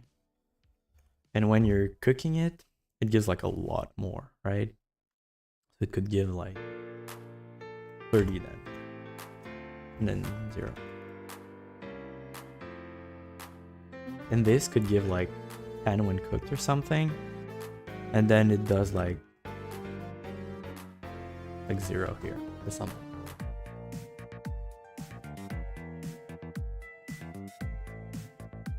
Okay. So it doesn't seem too bad right now. So I think we have the fruits that we wanted. So here, what's cool is, you know, this switch case is kind of annoying. So instead, what I could do is, oh yeah, you go with fruit name, but this is not fruit name. This is a real fruit that I want. So yeah. Okay, I'm gonna remove this and adjust everything. So here it's not a string, it's actually a fruit that you're gonna have.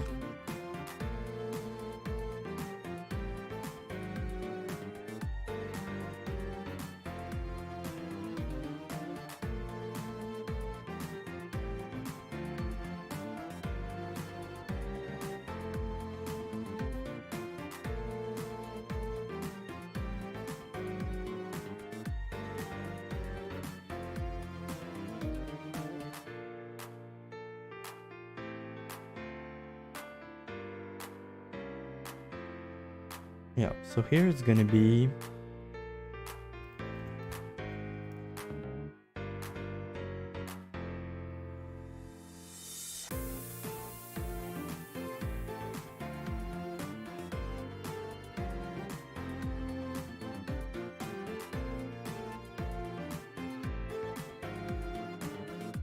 yeah, so it's just the eat function that is broken. So here you're gonna have a fruit, which I'm gonna call fruit.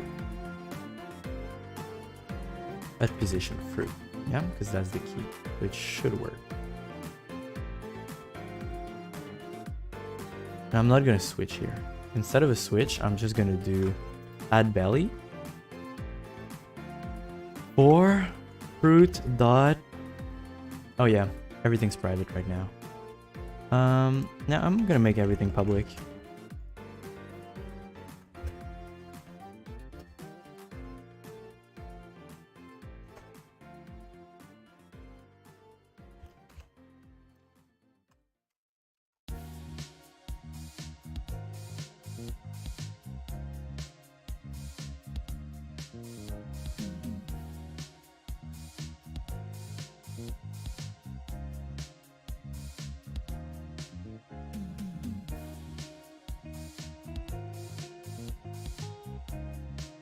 An inventory change.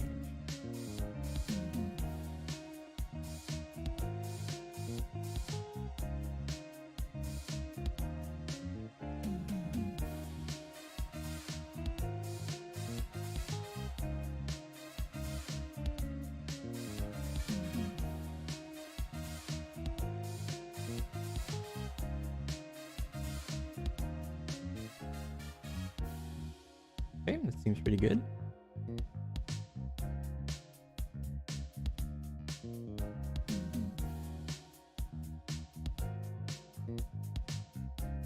I feel like something else is going to be broken because of that.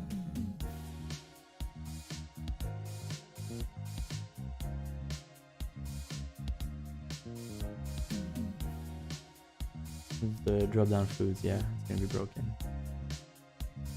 I don't want the drop down anymore. I'm not gonna use it. So in scripts and campfire, there's like drop down food and shit. Yeah, this is not gonna be used anymore. So I don't remember which one had it, but you don't have it anymore. So I think it was in the campfire scene per se, right? If I go here, yeah, drop down eat select, like come on dude. And even the button eat right now, I'm just like, I don't know man. Well, control C, like I'll keep the, well I don't know. Yeah, just be removed.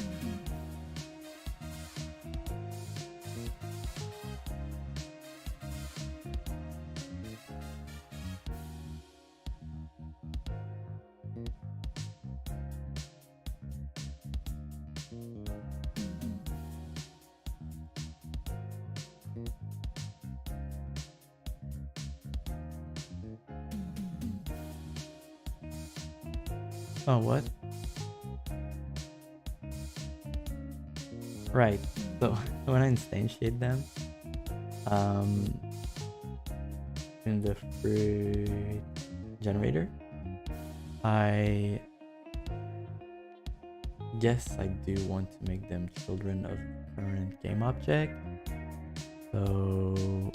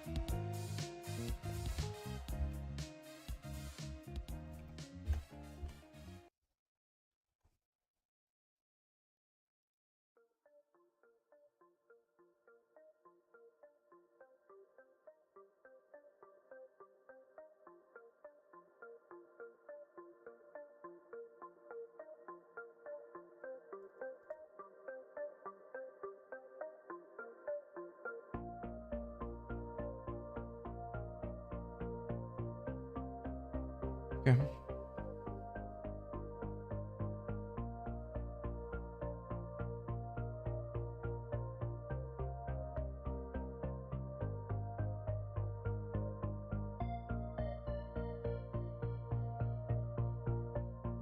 Okay, that's pretty good.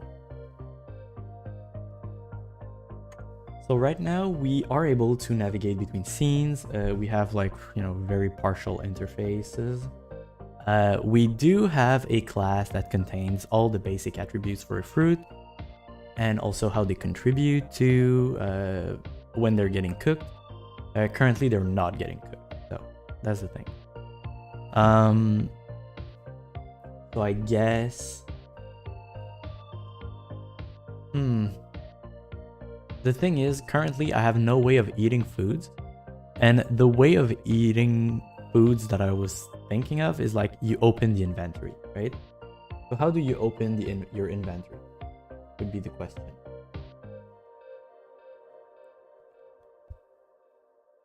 So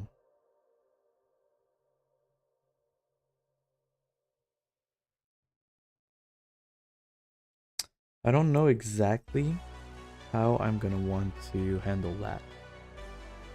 I'm thinking.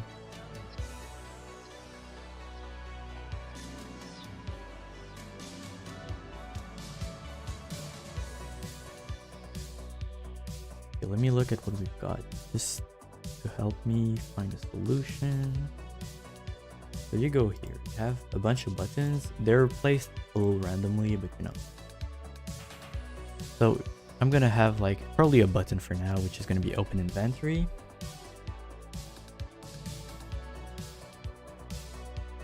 With the inventory, ideally. Sorry.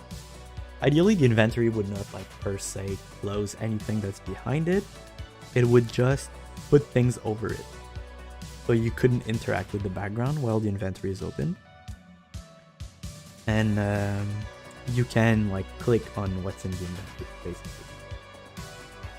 So, I don't know. Maybe.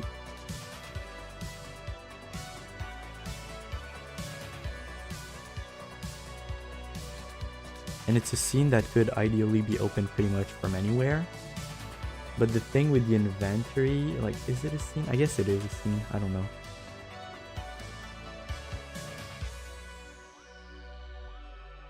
No, maybe the inventory is not a scene. Because, like, the scene loader is, like, not meant for that.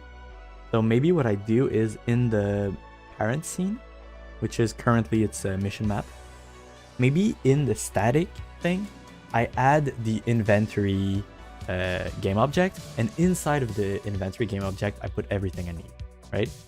And I align that game object so that it's above the rest, meaning that it would hide pretty much everything, except like probably like the belly and health attack whenever you're opening. So that could be good. Yeah. So basically I would make it using game objects, but it would kind of look like a UI. For the inventory, that is, like, it's not an options menu per se, like it's really just manipulating things in your bag.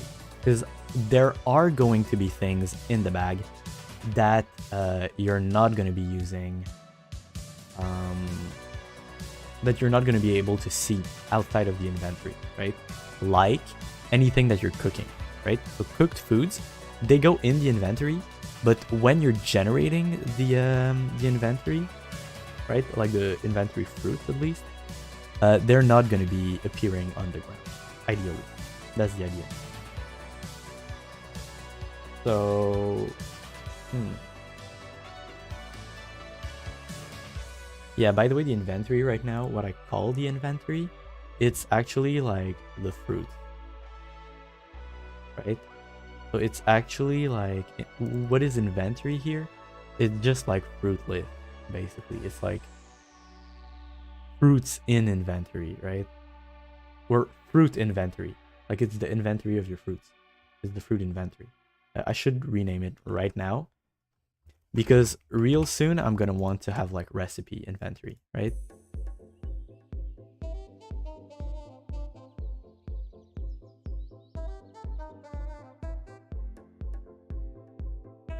And I'm thinking about it, but since a fruit, well, I mean,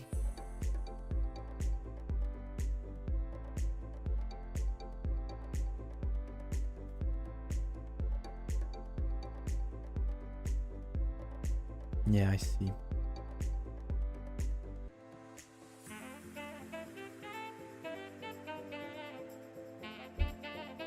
Okay, I'm gonna make something here.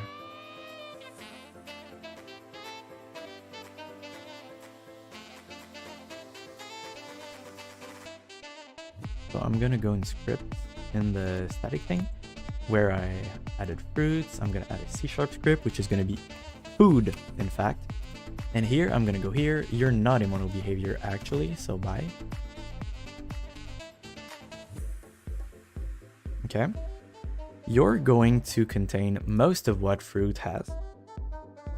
So I'm gonna take this to there pretty much.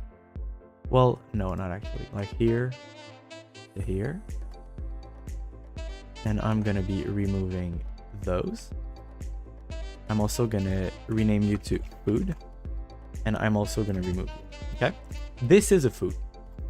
This is all you need from a food. Okay? Good. Now, if you go in fruit, you see fruit, it extends food. Okay? And here,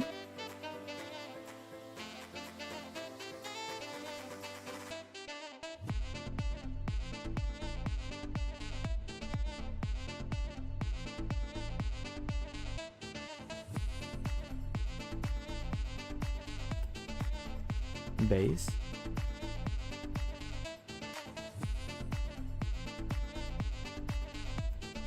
name, belly, and health. And then I'm going to do this.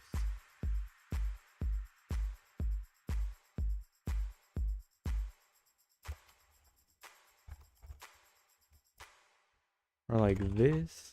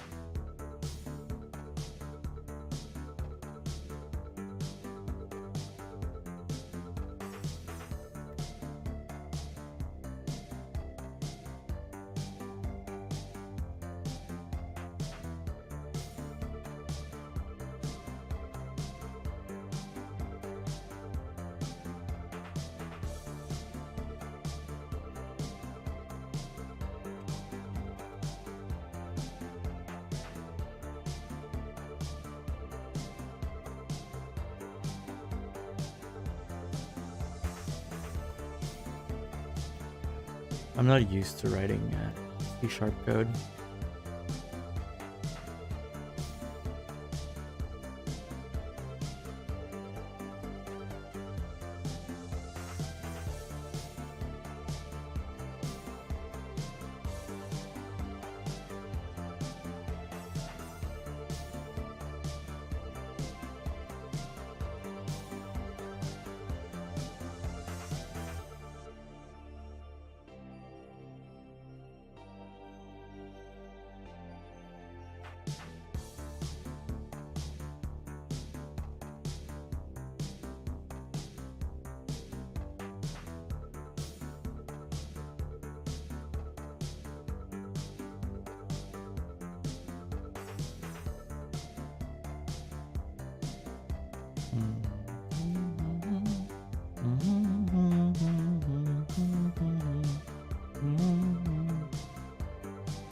Okay.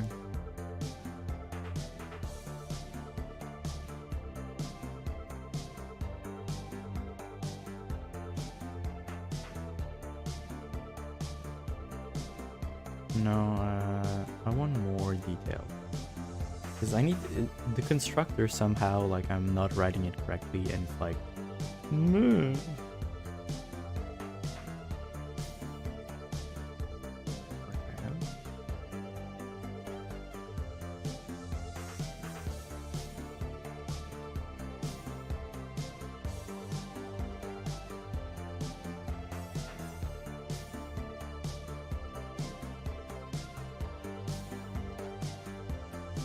I mean, it should work. I think. Right? No?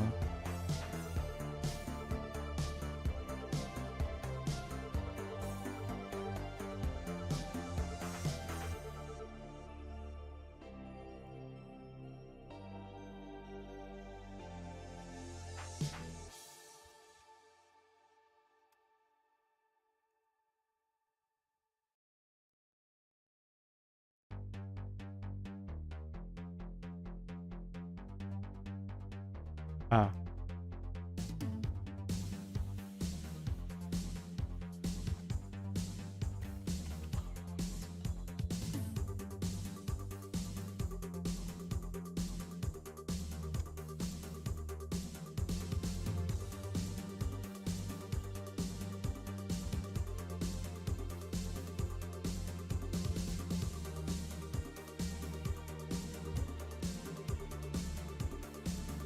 Really? Well, ain't that crazy?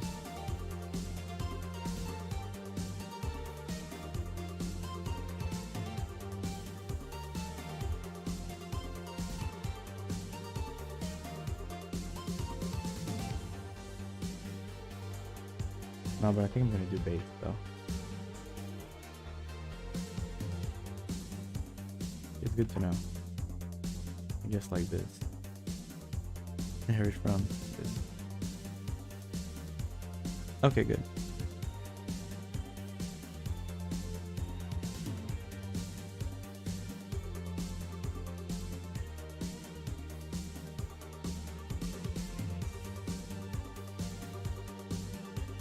Okay.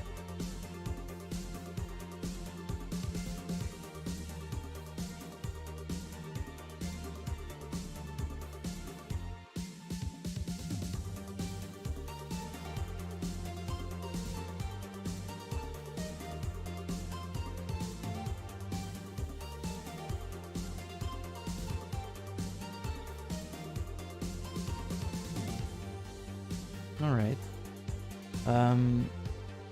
Yeah, that's pretty. I don't know exactly where to go from here, actually. So now I have food, which describes like any type of food, right? So including recipes, basically. And this is gonna go in the inventory. Oh yeah, and the player manager. You have this, which is great.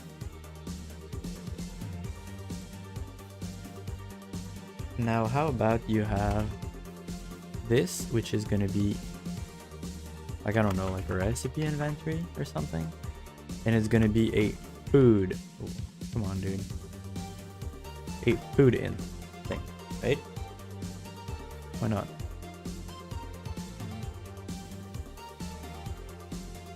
Right. Like this. Okay.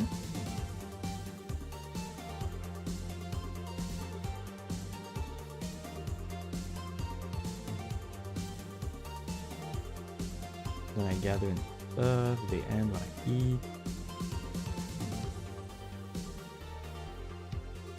It's actually going to be a food. Here is going to be food. If I eat any kind of food.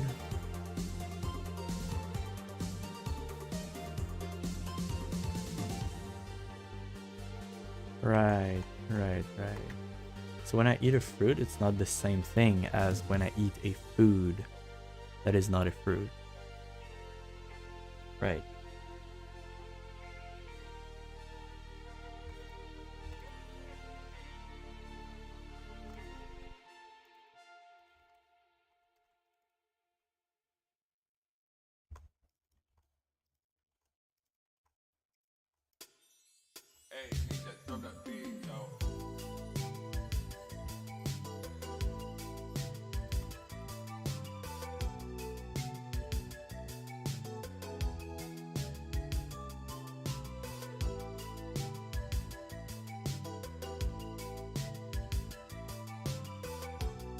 Right.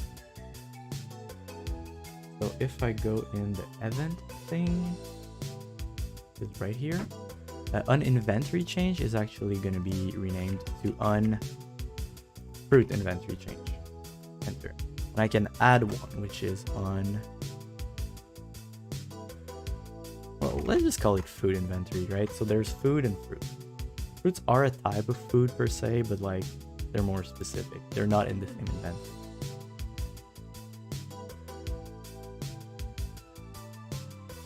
Then player manager, whenever I go here for the recipe inventory, I'm just gonna rename real quick to food inventory.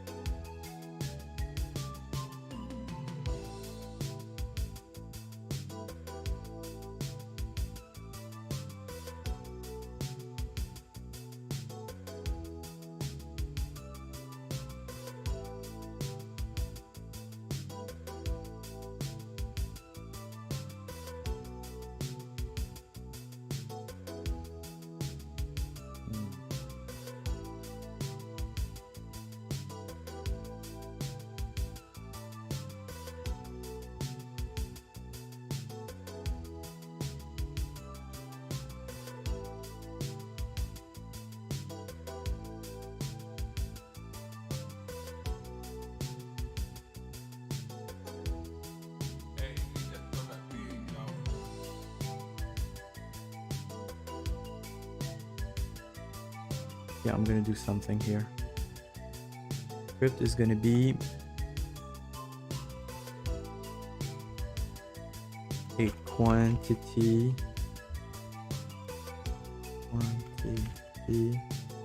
dictionary.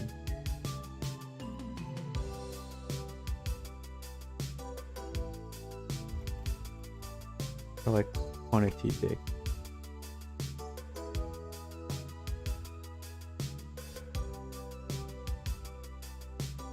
quantity dictionary is not going to be this. It's going to inherit from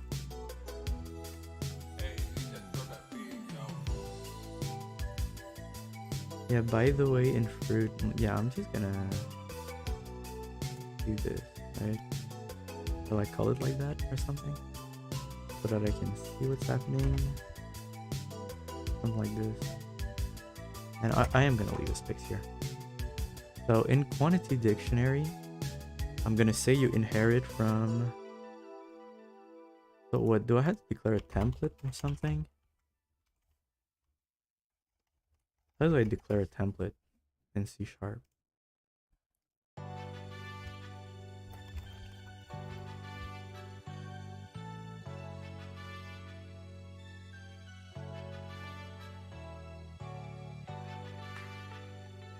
No, more than that actually. Generate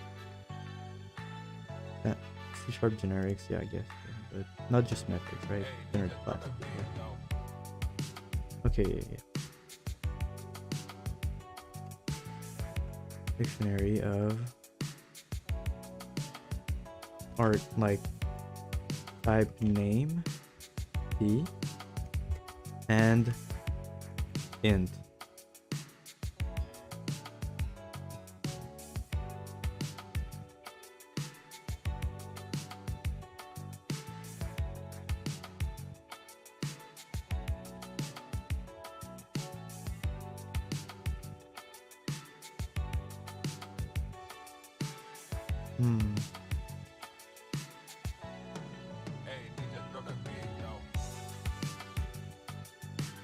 Okay, a quantity dict of T is a dictionary of T and int, right? And it also has like method.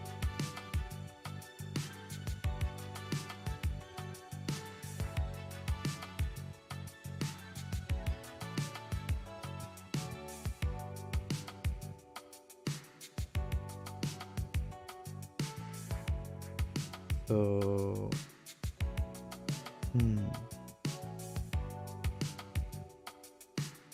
like set.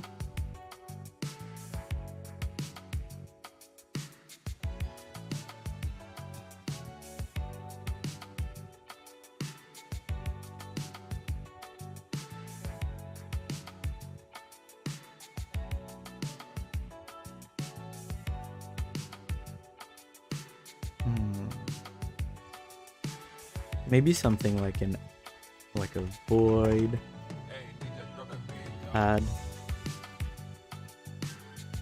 Just gonna be a T, and that's it. Oh, T. And what I do is I go get in the player manager. I go get that. This is when I add something. So I just do this, but instead of fruits inventory, blah blah blah, I'm just gonna go contains key, and I'm just gonna go plus plus.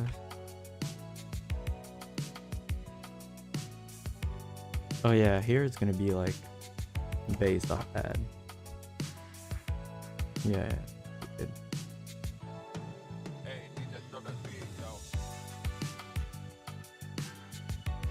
Who headed? Blah blah blah. Here is just gonna be whatever, like the T, right?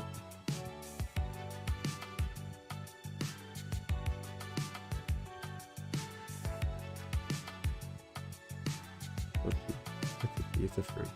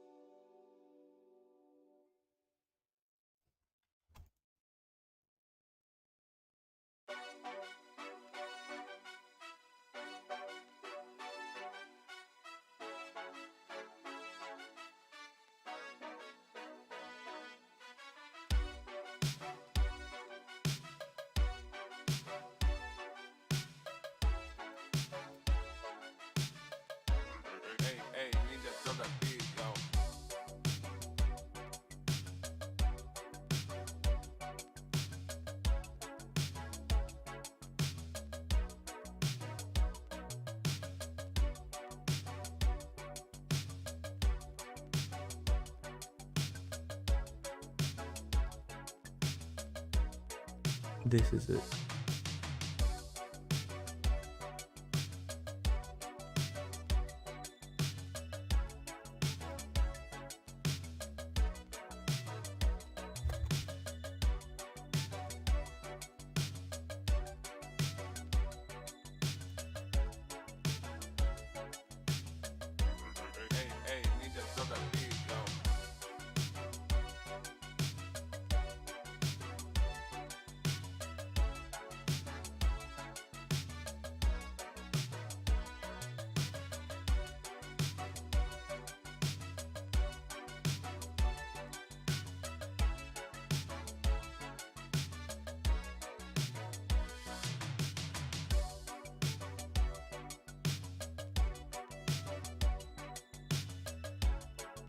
So if I try to use this now in the player manager thing, here, instead of having a dictionary of thing int blah blah blah,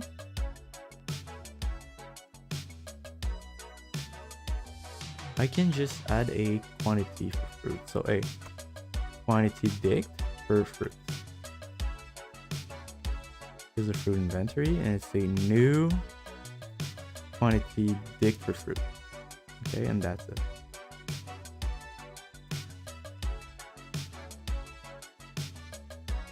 So this is quantity dict for food. Quantity dict for food. Then I remove this. This is great, right? So here, instead of this, you just add just fruits, fruit added, blah blah blah. You just add this. And that's it. Boom. Fruit inventory dot add.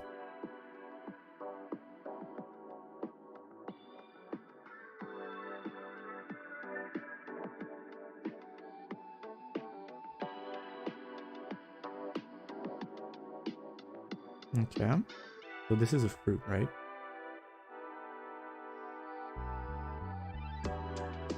But you're not a dictionary thing.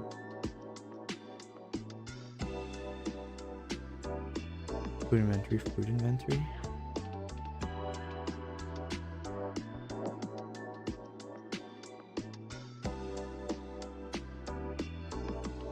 Why is it private set? Oh, because of that? Yeah, no, never mind, dude.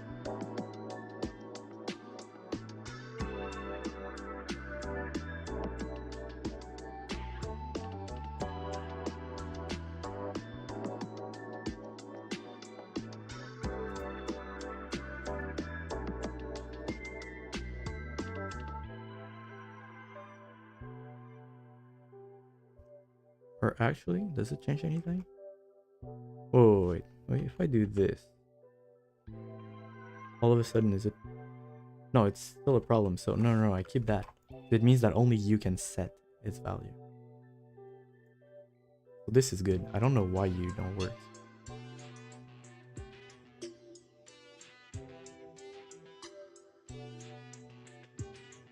Here, add T if that.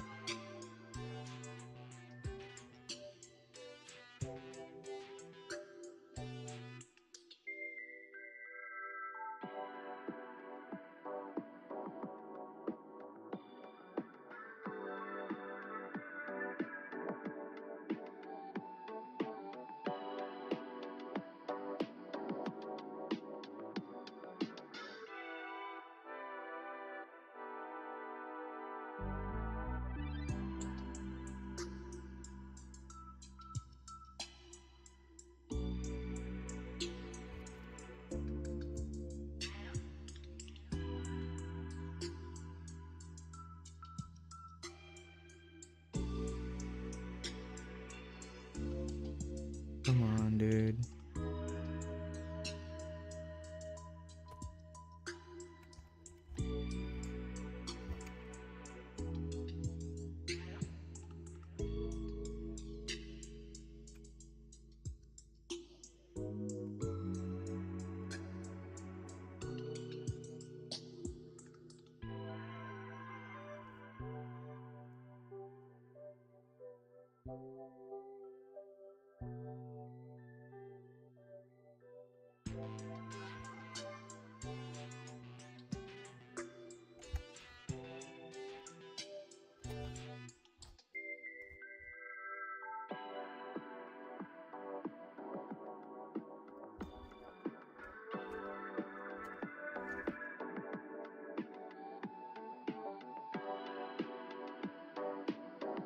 Oh, that's not the problem. It's because it's not public.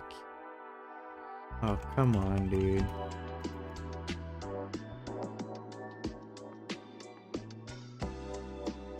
Of course it works now. Boom. I can even do this, bro. Who cares, bro? Crazy.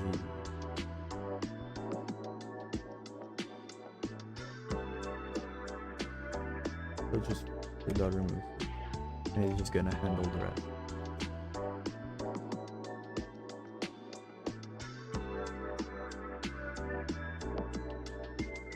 And food inventory, dot remove food. It's fine by itself. It doesn't need help. That's pretty good.